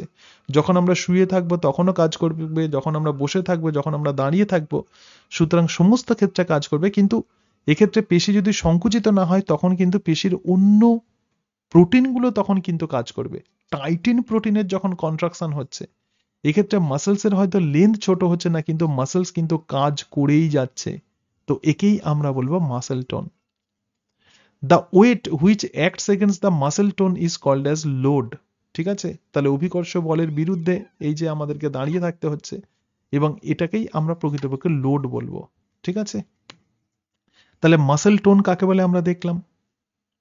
ক্লিয়ার? মাসেল টোনটা বোঝা গেল। লোড মানে সিম্পলি মনে রাখবে ওয়েট। ঠিক আছে, দেখবো আমাদের সিলেবাসে যেটা আছে আইসোমেট্রিক আর আইসোটনিক মাসেল কন্ট্রাকশন। আগে একটু পার্থক্যটা দেখে নাও, ছবির সাহায্যে খুব দ্রুত তুমি বুঝতে পেরে যাবে। দেখো এখানে আমরা 6 কেজি লোড দিয়েছি আর মাসেল কি হয়েছে, ছোট হয়ে গেছে। ঠিক আছে, মাসেল বেলি অনেক মোটা হয়ে গেছে। আবার এক্ষেত্রে আমরা 6 কেজি লোড দিয়েছি কিন্তু মাসেলের কোনো লেন্থের কোনো পরিবর্তন হয়নি। ধরো যাক তুমি একটা সুটকেস নিয়ে হেঁটে হেঁটে যাচ্ছ, তার মানে মাসেলসের লেন্থ কোনো পরিবর্তন হয়নি, কিন্তু আমাদের হাতেতে লোড আছে, এই সময়ও কিন্তু মাসেলস কাজ করছে, তো তাকে আমরা বলবো আইসোমেট্রিক মাসেল কন্ট্রাকশন। কিন্তু ওই সুটকেসটা হেঁটে নিয়ে তুমি যাচ্ছে, এবার তুমি বাসের ওপরে তুলবে, ঠিক আছে? তাহলে যখন আমরা বাসের ধরা যাক দরজা দিয়ে আমরা যখন উঠছি, তখন সেই বাক্সটাকে আমরা উপরে তুলছি, তখন মাসেল ছোট হবে, তবেই কিন্তু আমরা সেই বাক্সটাকে ওপরে তুলতে পারবো। তো একেই আমরা বলবো আইসোটনিক কন্ট্রাকশন। তাহলে আইসোটনিক এবং আইসোমেট্রিক, আইসো কথার মানে হচ্ছে কি, আইসো কথার মানে হচ্ছে সমান থাকে যেটা, যার কোনো চেঞ্জ হয় না। তাহলে দেখো আইসোমেট্রিক কন্ট্রাকশন কাকে বলে, বলছে the length of muscle fibre remains unchanged. Isometric মানে কি, মাসেল ফাইবারের যে লেন্থ আছে, ঠিক আছে, মানে মাসেল যে সেল আছে, মাসেল ফাইবার মানে কি মাসেল সেল, তো সেই সেলের কিন্তু লেন্থ যেটা, সেটা কিন্তু কোনো রকম তার কিন্তু চেঞ্জ হয় না, কিন্তু মাসেল টোন এক্ষেত্রে বাড়ে, ঠিক আছে? তখন অন্য পেশি কিন্তু সেই জায়গাতে কাজ করছে, অন্য পেশি কিন্তু কন্ট্রাকশন হচ্ছে। কেন হচ্ছে আমি একটু পরেই তোমাদেরকে দেখাবো, ঠিক আছে? তার মানে এক্ষেত্রে মাসেল টোন কিন্তু বাড়ছে, কোনো রকম এক্সটার্নাল ওয়ার্ক হচ্ছে না, কোনো বাইরের কাজ হচ্ছে না, all force transformed into heat. তার মানে এই যে যত কাজ যত মাসেল করছে, সবকিছু কিন্তু হিট হিসাবে কিন্তু নির্গত হচ্ছে। যেমন when we walk by carrying suitcase, যখন আমরা একটা সুটকেস নিয়ে হেঁটে যাই, তো তখনই সেটা আইসোমেট্রিক কন্ট্রাকশন, ঠিক আছে? এক্ষেত্রে মাসেলসের লেন্থের কোনো পরিবর্তন হচ্ছে না, মাসেল টোন কেবলমাত্র বেড়ে যাচ্ছে, ঠিক আছে? এটা বোঝাতে পারলাম।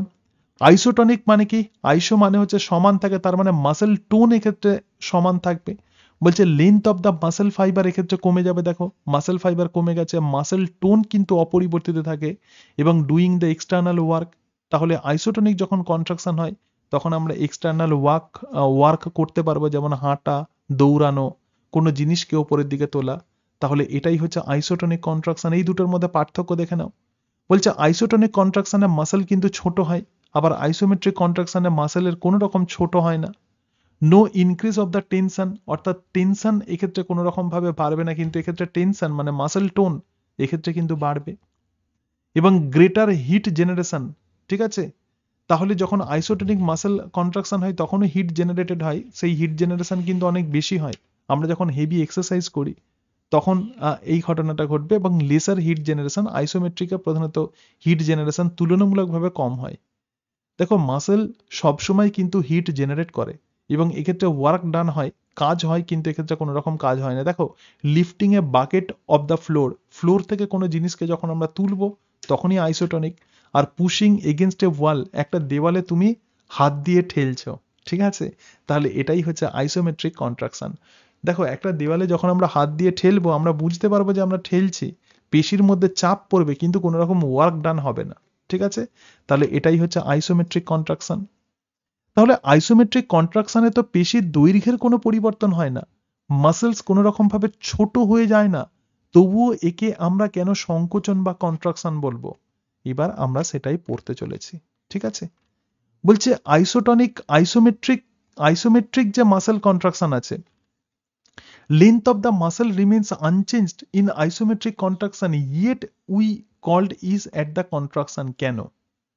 এটাই আমরা পড়তে চলেছি। দেখো এই পর্যন্ত আইসোমেট্রিক যে মাসেল কন্ট্রাকশন আছে, এই একটা হচ্ছে সমদৈর্ঘ্য আর একটা সমটান যেটাকে বলা হয়। এটা হচ্ছে সমটান আর এটা হচ্ছে সমদৈর্ঘ্য। মানে আইসোমেট্রিক মানে কি, দৈর্ঘ্য এক্ষেত্রে ঠিক থাকবে, ঠিক আছে? তাহলে দৈর্ঘ্য এক্ষেত্রে তো আনচেঞ্জড আছে, কিন্তু তবু এটাকে কেন কন্ট্রাকশন বলছি?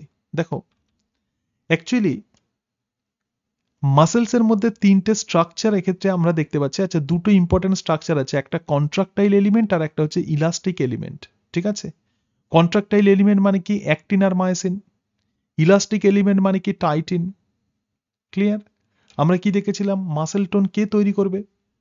ইলাস্টিক এলিমেন্ট বা টাইটিন নামক প্রোটিন, যেগুলো মাসেল টোন, যেগুলো সবসময় সংকুচিত হচ্ছে। তাহলে কন্ট্রাকটাইল এলিমেন্ট মানে অ্যাক্টিন আর মায়োসিন, আর ইলাস্টিক এলিমেন্ট এটা, আর এটা হচ্ছে পয়েন্ট অফ অ্যাটাচমেন্ট, মানে এটা হচ্ছে একটা পয়েন্ট। এখন ঘটনা হচ্ছে এই পয়েন্ট অফ অ্যাটাচমেন্টকে আমাদেরকে সরাতে হবে। তাহলে দেখো বলছে কন্ট্রাকটাইল এলিমেন্ট শর্টেন বাট দ্য আচ্ছা, এইবার দেখো এই জায়গাতে দেখো, যখন আমরা আইসোটনিক মাসেল কন্ট্রাকশনে যখন আমরা যাচ্ছি, আইসোটনিক মাসেল কন্ট্রাকশনে কি হবে, পেশির দৈর্ঘ্য ছোট হবে। দেখো পেশির দৈর্ঘ্য এতটা বড় ছিল, কত ছিল, এত বড়, কিন্তু সেটা ছোট হয়ে এই দিকে চলে আসছে, ঠিক আছে? তাহলে এখান থেকে এই যে গ্যাপ যেটা তৈরি হয়েছে মানে মাসেলস কি হয়েছে, কন্ট্রাক্টেড হয়েছে, মানে ছোট হয়ে গেছে। কেন? কারণ দেখো এই জায়গাতে যে কন্ট্রাক্টাইল এলিমেন্ট ছিল সেটা কত বড় ছিল, অনেক বড় ছিল। এখন কন্ট্রাক্টাইল এলিমেন্ট কিন্তু ছোট হয়ে যায়, ঠিক আছে? কিন্তু ইলাস্টিক এলিমেন্ট কিন্তু আনচেঞ্জ থাকে। তাহলে কন্ট্রাক্টাইল এলিমেন্ট ছোট হচ্ছে, আবার ইলাস্টিক এলিমেন্ট কি হচ্ছে, এক্ষেত্রে অপরিবর্তিত আছে। তার মানে টোটাল মাসেল এক্ষেত্রে কন্ট্রাক্টেড, সেই জন্যই মাসেল ছোট হয়ে যাচ্ছে, ঠিক আছে? তাহলে এটাই হচ্ছে আইসোটনিক মাসেল কন্ট্রাকশন। সবাই বুঝতে পারলে আইসোটনিক কেন বলছি? দৈর্ঘ্য ছোট হয়ে গেল, পয়েন্ট অফ অ্যাটাচমেন্ট। আবার দেখো আইসোমেট্রিকে কি হচ্ছে, বলছে এই সময়ও কন্ট্রাক্টাইল এলিমেন্ট ছোট হচ্ছে। এই সময়তেও আমরা দেখছি যে কন্ট্রাক্টাইল এলিমেন্ট ছোট হচ্ছে, কিন্তু ইলাস্টিক এলিমেন্টের দৈর্ঘ্য বেড়ে যাচ্ছে। সেই জন্য আলটিমেটলি মনে হতে পারে যে এক্ষেত্রে মাসেলসের কোনো সংকোচন হচ্ছে না, কিন্তু অ্যাকচুয়ালি হচ্ছে। দৈর্ঘ্যের পরিবর্তন এই কারণের জন্য হচ্ছে না, কারণ ইলাস্টিক এলিমেন্ট সে কিন্তু মাসেলসের দেখো এইটুকু পোর্শন, এই যে জায়গাটা আছে যেটা ছোট হয়ে গেছে, এই যে অংশটা আছে এটা ছোট হয়ে কোথায় হয়ে গেছে, এইটুকু হয়ে গেছে। কিন্তু ইলাস্টিক এলিমেন্ট আবার বেড়ে গেছে, দেখো এখানটা বেড়ে গেছে। বলছে কন্ট্রাক্টাইল এলিমেন্ট শর্টেন, তাহলে কন্ট্রাক্টাইল এলিমেন্ট ছোট হচ্ছে কিন্তু ইলাস্টিক এলিমেন্টে স্ট্রেচড হয়ে যাচ্ছে, এই অংশটা স্ট্রেচড হয়ে গেছে। সেই জন্য মাসেলসের লেন্থ কিন্তু আনচেঞ্জড থাকবে। অর্থাৎ এটাই হচ্ছে আইসোমেট্রিক মাসেল কন্ট্রাকশন, ঠিক আছে? তাহলে আইসোটনিক মাসেল কন্ট্রাকশনে আমরা কি দেখলাম? আইসোটনিক মাসেল কন্ট্রাকশনে আমরা এটাই দেখলাম যে কন্ট্রাক্টাইল এলিমেন্ট ছোট হবে কিন্তু ইলাস্টিক এলিমেন্ট এটা কিন্তু অপরিবর্তিত থাকবে। আবার দেখো এক্ষেত্রে আইসোমেট্রিক মাসেল কন্ট্রাকশনে আমরা কি দেখলাম? ইলাস্টিক এলিমেন্ট ছোট হবে এবং কন্ট্রাক্টাইল এলিমেন্ট বেড়ে যাবে। সেই জন্য মাসেলসের দৈর্ঘ্যের কোনো পরিবর্তন হবে না, কিন্তু মাসেলস কিন্তু কাজ কিন্তু করে যাবে, ঠিক আছে? তাহলে এটাই হচ্ছে আইসোটনিক আর আইসোমেট্রিক মাসেল কন্ট্রাকশন। এবং সমদৈর্ঘ্য পেশি সংকোচন বলছে, কারণ প্রকৃতপক্ষে কন্ট্রাক্টাইল প্রোটিন যদিও সংকুচিত হচ্ছে তার সঙ্গে সঙ্গে কিছু নন কন্ট্রাক্টাইল প্রোটিনও সংকুচিত হয়, কিন্তু যেহেতু ইলাস্টিক এলিমেন্টের দৈর্ঘ্য বেড়ে যায় তো সেই কারণের জন্য অ্যাপারেন্টলি বাইরে থেকে মনে হয় যে মাসেলস হয়তো সংকুচিত হচ্ছে না, ঠিক আছে? তাহলে বোঝাতে পেরেছি এটা একদম ডিটেলসে, ক্লিয়ার? দেখো এবার দেখো এরপরে আমরা আরেকটা অংশ পড়বো, তো সেটাই হচ্ছে ফ্র্যাঙ্ক স্টার্লিং ল। ফ্র্যাঙ্ক স্টার্লিং ল কি বলছে? বলছে the force of contraction is directly proportional to the initial length of the muscle fibre under optimum physiological limit. তার মানে কি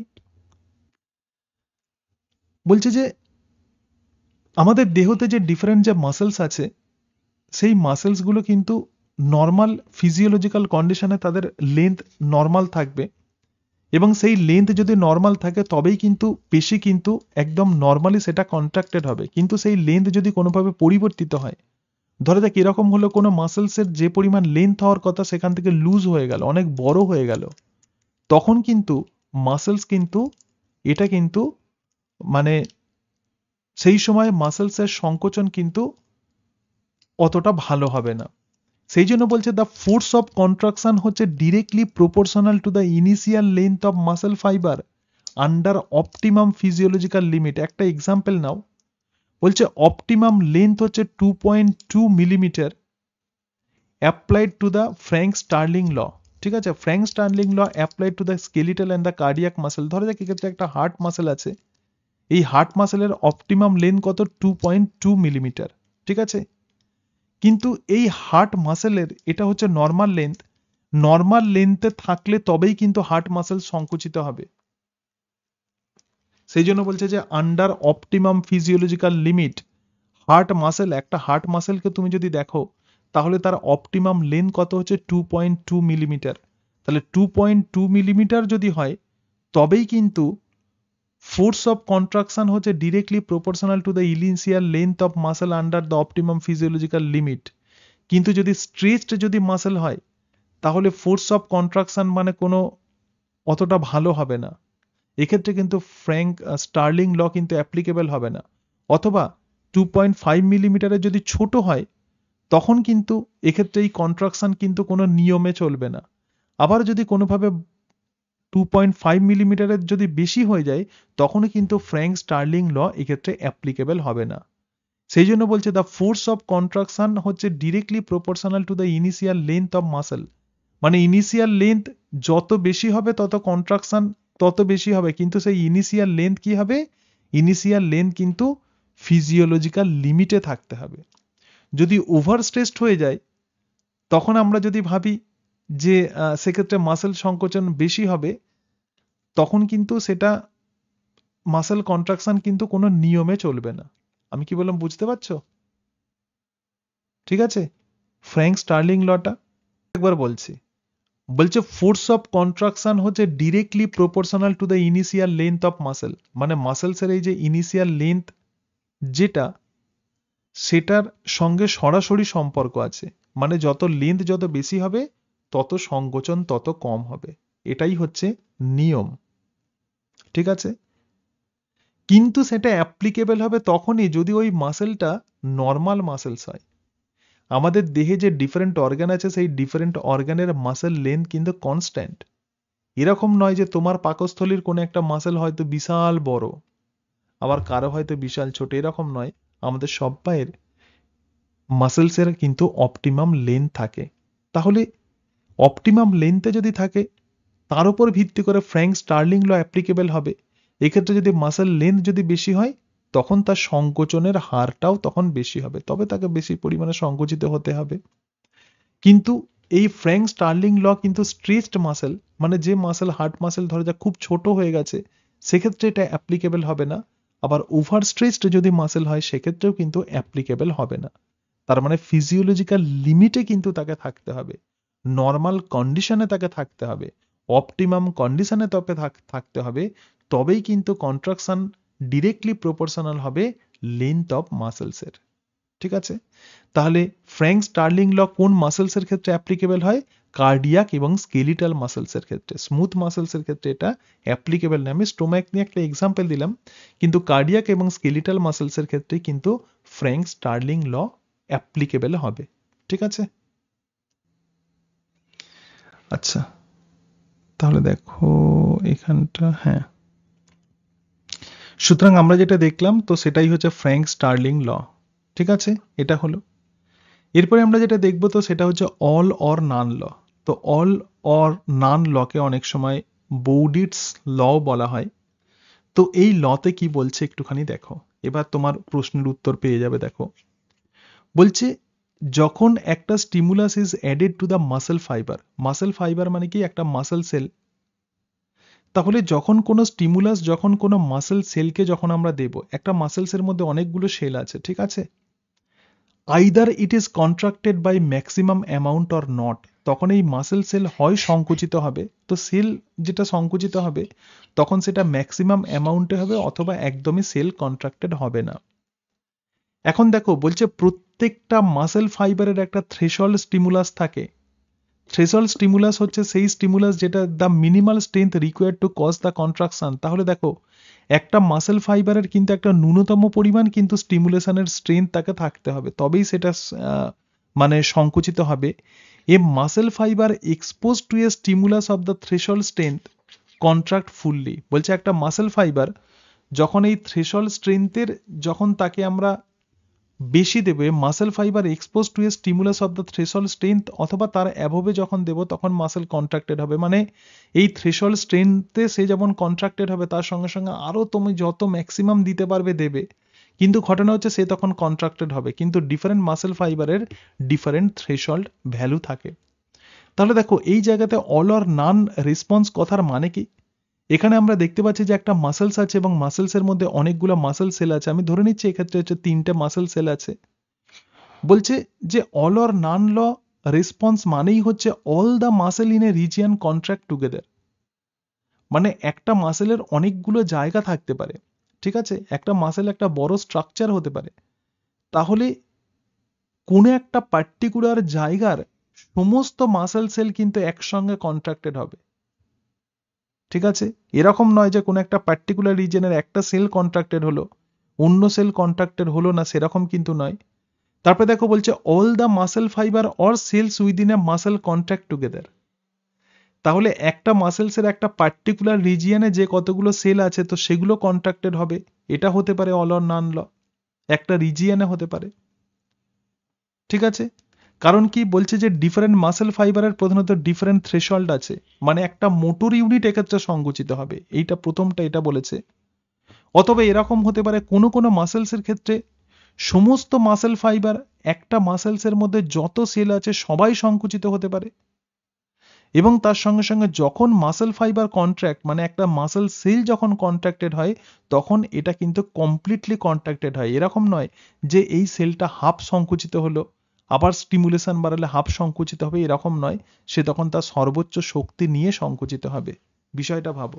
আর একবার বলছি, যদি কোনো বিশাল বড় যদি মাসেলস হয়, তো সেই মাসেলসের মধ্যে আমরা অনেকগুলো মোটর ইউনিট পাবো, এবং সেই মোটর ইউনিটে মাসেল ফাইবার থাকে, এবং এক একটা মোটর ইউনিটের জন্য স্টিমুলেশন এক এক রকমের হবে। তাহলে কোনো একটা পার্টিকুলার মাসেল ফাইবারের কোনো একটা পার্টিকুলার রিজিয়ন, ধরে যাক একটা মোটর ইউনিট, তাহলে যখন সংকুচিত হবে তখন সেই মোটর ইউনিটের সঙ্গে রিলেটেড সমস্ত সেল সংকুচিত হবে, অথবা কোনো সেল সংকুচিত হবে না। এটা বোঝাতে পারলাম? এটা অল অর নান ল। ঠিক আছে, এটা ক্লিয়ার? দেখো, বোঝা গেল? আচ্ছা, সেকেন্ড, এরকম হতে পারে ছোট মাসেল আছে, তাহলে ছোট মাসেলের মধ্যে অনেকগুলো মাসেল সেল আছে, তাহলে তার মধ্যে যখন আমরা স্টিমুলেশন দেব সমস্ত মাসেল সেল এক্ষেত্রে সংকুচিত হবে। ঠিক আছে, এটা হলো থার্ড যেটা, তো সেটা হচ্ছে যে যদি আমরা মাসেল ফাইবারকে ধরি, তাহলে মাসেল ফাইবারের সংকোচন কিন্তু সবসময় একদম কমপ্লিটলি হবে। তাহলে দেখো বলছে এক্ষেত্রে মাসেল আমরা দেখতে পাচ্ছি, আর এখানে মাসেল সেল আছে, তাহলে যখন থ্রেশহোল্ড স্টিমুলাস আমরা তখন দিচ্ছি, বলছে all the muscle sell within a muscle contract together. তার মানে এটাই বোঝাতে চেয়েছে যে একটা মাসেলসের মধ্যে সমস্ত সেলগুলো একসঙ্গে, এটা যদি মোটর ইউনিট হয় মোটর ইউনিটের সব সেল একসঙ্গে সংযোজিত হবে, অথবা এটা যদি ছোট যদি মাসেল হয় তাহলে তার সমস্ত সেল কিন্তু একসঙ্গে সংকুচিত হবে। তার মানে এই যে জায়গাটা আছে, বলছে যে ডিফারেন্ট মাসেল ফাইবারের মধ্যে কিন্তু ডিফারেন্ট থ্রেশহোল্ড আছে, তাহলে এটা যেমন একটা মাসেল সেলের মধ্যেও যেমন অ্যাপ্লিকেবল হবে, তার সঙ্গে সঙ্গে এটা একটা মাসেল তেও কিন্তু এটা অ্যাপ্লিকেবল হতে পারে। তাহলে ডিফারেন্ট মাসেল টু মাসেল এটা হচ্ছে ভ্যারি করে। ঠিক আছে, তার মানে এটা বলতে চেয়েছে যদি আমরা ধরে নিই যে একটা মাসেলস ছোট থেকে, এবার ধরো কোনো একটা মাসেল সেলকে বা মাসেল ফাইবারকে যদি আমরা স্টিমুলেশন দিই তাহলে সে সংকুচিত হবে, কিন্তু সেটা সর্বোচ্চ মাত্রায় হবে, এরকম নয় যে হাফ হাফ করে হবে। এটা একটা ঘটনা ঘটলো। সেকেন্ড যেটা, সেটা হচ্ছে যে মাসেলসের কোনো একটা পার্টিকুলার রিজিয়ন যখন সংকুচিত হবে, ওই রিজিয়নের সমস্ত সেল তখন সংকুচিত হবে, এটা হতে পারে। অথবা টোটাল মাসেলকে যদি ধরো, তাহলে টোটাল মাসেলসের ক্ষেত্রে কি হবে, সমস্ত সেল সংকুচিত হবে, একদম সমস্ত সেল তখন কিন্তু সংকুচিত হবে সর্বোচ্চ মাত্রায়। তো এটাই হচ্ছে অল অর নান রেসপন্স। কি বললাম বোঝাতে পেরেছি? সেই জন্য অল অর নান রেসপন্স মানে এটাই বলছে all the muscle in a region, কোন একটা পার্টিকুলার রিজিয়নের সমস্ত মাসেল একসঙ্গে সংকুচিত হতে পারে। ধরা যাক কোনো স্টোম্যাক, তো স্টোম্যাকের সমস্ত মাসেল একসঙ্গে সংকুচিত হতে পারে। অথবা কোন একটা পার্টিকুলার মাসেলের মধ্যে যত সেল আছে, অল দ্য মাসেল ফাইবার আর the cell within a muscle contract together. আবার দেখো when the muscle fibre contract, যখন মাসেল ফাইবার যখন সংকুচিত হয় তখন সেই মাসেল ফাইবার সম্পূর্ণরূপে সংকুচিত হয়। So this is called all or none law. ঠিক আছে, দেখো ক্লিয়ার তো? বুঝতে পারলাম? আচ্ছা, বুঝতে পেরেছো? এরপরে দেখো, এরপরে মাসেলসের যে প্রপার্টি আছে সেটা হচ্ছে মাসেল টুইচ। মাসেল টুইচ আমরা কাকে বলবো? বলছে কন্ট্রাকশন এবং relaxation property of the muscle. একটা মাসেল যখন নর্মালি তার সংকোচন হচ্ছে এবং তার প্রসারণ হচ্ছে, তো একেই আমরা বলবো মাসেল টুইচ। তাহলে টুইচ কিন্তু তিনটে ফেজে হয়। তাহলে টুইচের যে ফেজ, তাহলে মাসেল টুইচ মানে কাকে বলে? নর্মাল কন্ট্রাকশন এবং রিল্যাক্সেশন অফ দ্য মাসেল। তো একেই আমরা বলবো মাসেল টুইচ। তাহলে মাসেল টুইচ প্রধানত তিনটে ফেজে হবে। একটা হচ্ছে ল্যাটেন, মানে মাসেল টুইচ হওয়ার জন্য তিনটে ফেজ চলবে। একটা ল্যাটেন পিরিয়ড। ল্যাটেন পিরিয়ড মানে কি? তুমি একটা স্টিমুলেশন দিলে, দেখো time gap before the contraction begin, মানে একটা স্টিমুলেশন দিলাম কিন্তু সঙ্গে সঙ্গে মাসেল কিন্তু সংকুচিত হবে না, কিছু সময় পরে সংকুচিত হবে। So it is immediately after the stimulus is applied. তাহলে এর পরিমাণ 0.5 সেকেন্ড, মানে এ থেকে বি হচ্ছে ল্যাটেন পিরিয়ড। এই সময় স্টিমুলেশন আছে কিন্তু মাসেল কিন্তু সংকুচিত হচ্ছে না। এরপরে যেটা হবে তো সেটাই হচ্ছে কন্ট্রাকশন ফেজ। দেখো action potential sweeps the muscle and actin myosin interaction, ঠিক আছে। এরপরে কি হবে, অ্যাকশন স্টিমুলেশন যেহেতু দিয়েছে মানে নিউরনের মধ্যে, তখন কি হবে, তখন মাসেলসের মধ্যে অ্যাকশন পোটেনশিয়াল তৈরি হচ্ছে এবং সেই অ্যাকশন পোটেনশিয়াল কি করছে, অ্যাক্টিন এবং মায়োসিন এর ইন্টারাকশন ঘটাচ্ছে। তো এটাই হচ্ছে কন্ট্রাকশন। আর রিল্যাক্সেশন ফেজ তাহলে কাকে বলবো, muscle gradually resume it's normal length 0.05 second ধরে, তাহলে মাসেল কি হচ্ছে আবার তার নর্মাল লেন্থে চলে আসছে। তো এটাই হচ্ছে রিল্যাক্সেশন, ঠিক আছে। তাহলে এই যে সময়টা একটা মাসেলসের মধ্যে ল্যাটেন্ট পিরিয়ড, তারপরে তার কন্ট্রাকশন, তারপর তার রিল্যাক্সেশন, মানে কন্ট্রাকশন হলে তার রিল্যাক্সেশন হবে, তো একেই আমরা বলবো মাসেল টুইচ, ঠিক আছে। তাহলে এ থেকে বি হচ্ছে ল্যাটেন্ট ফেজ, ল্যাটেন্ট ফেজের জেনারেল সময় কত 0.5 সেকেন্ড, তারপরে দেখো কন্ট্রাকশন ফেজ 0.04 সেকেন্ড, আর রিল্যাক্সেশন ফেজ কত 0.05 সেকেন্ড, ঠিক আছে। এরপরে এরপরে দেখো, এরপরে আমরা যেটা দেখবো তো সেটাই হচ্ছে টিটেনাস। এবার দেখো বলছে যে যখন একটা স্টিমুলাস অ্যাডেড মেনি টাইম, মানে তোমরা যেটা বলছিলে আর কি, এবার তার উত্তরটা পাবে। দেখো বলছে কোন একটা পার্টিকুলার স্টিমুলাস আমরা অনেকবার দিচ্ছি, তাহলে প্রথমবার আমরা স্টিমুলেশন দিলাম, তাহলে স্টিমুলেশন এটা প্রথমবার দিলাম, তারপরে কন্ট্রাকশন হবে এবং তারপর রিল্যাক্সেশন হবে, এটাই হওয়ার কথা। কিন্তু যখন stimulus added many time the muscle response another way instead of muscle Twitch, মানে একটা মাসেলকে বারবার আমরা স্টিমুলেশন দিচ্ছি, তখন মাসেলসের যে রেসপন্স, সেই রেসপন্স কিন্তু ডিফারেন্ট ওয়েতে হবে। কি রকম হবে, বলছে দুটো ওয়েতে হবে, একটা টিটেনাস এবং আরো একটা হচ্ছে অনেক সময় একে ক্রোনাক্সিও বলা হয়, একটা হচ্ছে ইনকমপ্লিট টিটেনাস, ঠিক আছে।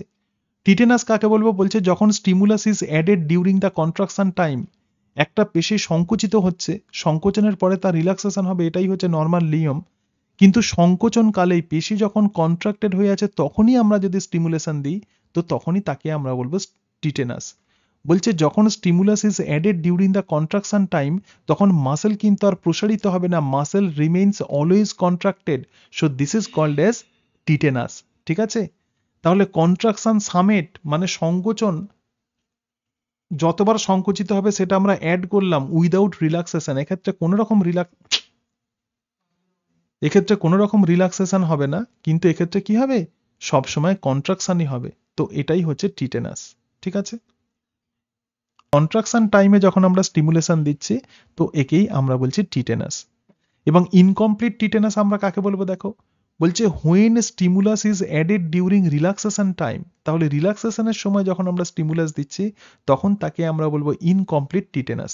বলছে muscle contracted during the stimulus time, তার মানে রিল্যাক্সেশন হওয়ার কথা কিন্তু এই সময়েও মাসেল কিন্তু সংকোচন হয়ে যাবে, তাহলে একেই আমরা বলবো ইনকমপ্লিট টিটেনাস। অনেক সময় একে ক্রোনাক্সিও বলা হয়, অলসো কল্ড এজ ক্রোনাক্সি, ঠিক আছে। তাহলে রিল্যাক্সেশন টাইমে যখন আমরা স্টিমুলেশন দিলে মাসেল সংকুচিত হয়, একে অনেক সময় ক্রোনাক্সিও বলা হয়, ঠিক আছে। তাহলে এটাই হচ্ছে টিটেনাস। সুতরাং আরেকটা জিনিস দেখো, আরেকটা, হ্যাঁ আরো একটা যেটা বলছিলাম, তোমরা যেটা বলছিলে যে স্টিমুলাসের স্ট্রেংথ যদি আমরা ক্রমশ যদি বাড়িয়ে দিই, দেখো যতই তুমি স্টিমুলাসের স্ট্রেংথ বাড়াও, তাহলে মাসেল কিন্তু আইদার টোটালি সংকুচিত হবে অথবা একদমই সংকুচিত হবে না, ঠিক আছে। মানে মিনিমাম একটা লাগবে। তো এটাই হচ্ছে মেন ব্যাপার, ঠিক আছে। এবার কি প্রশ্ন করছিলে বলো, দেখো পিরিয়ড কাকে বলে, বলছে আফটার দ্য মাসেল টুইচ, মানে মাসেলের কন্ট্রাকশন হলো, রিল্যাক্সেশন হলো, এবং তারপরে কি হবে, muscle could not response for few time, কিছু সময়ে মাসেল কিন্তু কোনো রকম রেসপন্স করবে না। এবং স্কেলিটাল মাসেলসের ক্ষেত্রে এটা কিন্তু 1/200 থেকে 1/500 সেকেন্ড, এবং it is maximum for the cardiac muscle, এটা মুখস্থ করে ফেলবে। কার্ডিয়াক মাসেলসের ক্ষেত্রে রিফ্র্যাক্টরি পিরিয়ড হচ্ছে ম্যাক্সিমাম, ঠিক আছে। এরপরে আমরা যেটা দেখবো তো সেটাই হচ্ছে মাসেল ফ্যাটিগ। বলছে যখন স্টিমুলাসকে আমরা বারবার দেব, যখন সাকসেসিভলি যখন আমরা স্টিমুলেশন দেব, তখন কি হবে, muscle lost its ability for contraction and the relaxation, মানে বারবার একটা পেশিকে যখন সংকোচন প্রসারণ করছে, মানে বারবার খাটাচ্ছে, একটা সময় পরে কি হবে, মাসেল আর কাজ করতে পারবে না, কন্ট্রাকশন এবং রিল্যাক্সেশন ক্ষমতা সে হারিয়ে ফেলবে, এবং একেই আমরা বলবো মাসেলসের ফ্যাটিক বা মাসেল তখন অবসাদগ্রস্ত হয়ে পড়ে। তাহলে মাসেল ফ্যাটিক কি কারণের জন্য হয়, এক্সাইটেশন, কন্ট্রাকশন, কাপলিং এ যদি কোনো সমস্যা হয় তখন হচ্ছে মাসেল ফ্যাটিক হয়। মাসল ফ্যাটিক কি কারণের জন্য হতে পারে? দেখো, এক্সেসিভ ওয়ার্ক, যখন আমরা প্রচুর পরিমাণে এক্সেসিভ ওয়ার্ক করব তখন ল্যাকটিক অ্যাসিড তৈরি হবে। তখন যেহেতু অক্সিজেন ইউটিলাইজ হয়ে যাবে তখন অ্যানাইরোবিক রেসপিরেশনে ল্যাকটিক অ্যাসিড তৈরি হবে, এবং যেহেতু এটা অ্যাসিড তখন কি হবে, H+ আয়নের পরিমাণ বেড়ে যাবে এবং পিএইচ কমে যাবে, এবং যেহেতু পিএইচ কমে যায় সেই জন্য মাসলস আর তখন কোনো রকম রেসপন্স করবে না। ঠিক আছে, এটা হতে পারে। অথবা অনেকবার যদি আমরা স্টিমুলেশন দিয়ে দিই, দেখো stimulus for the many time, তখন K+ আয়নের পরিমাণ বেড়ে যাবে।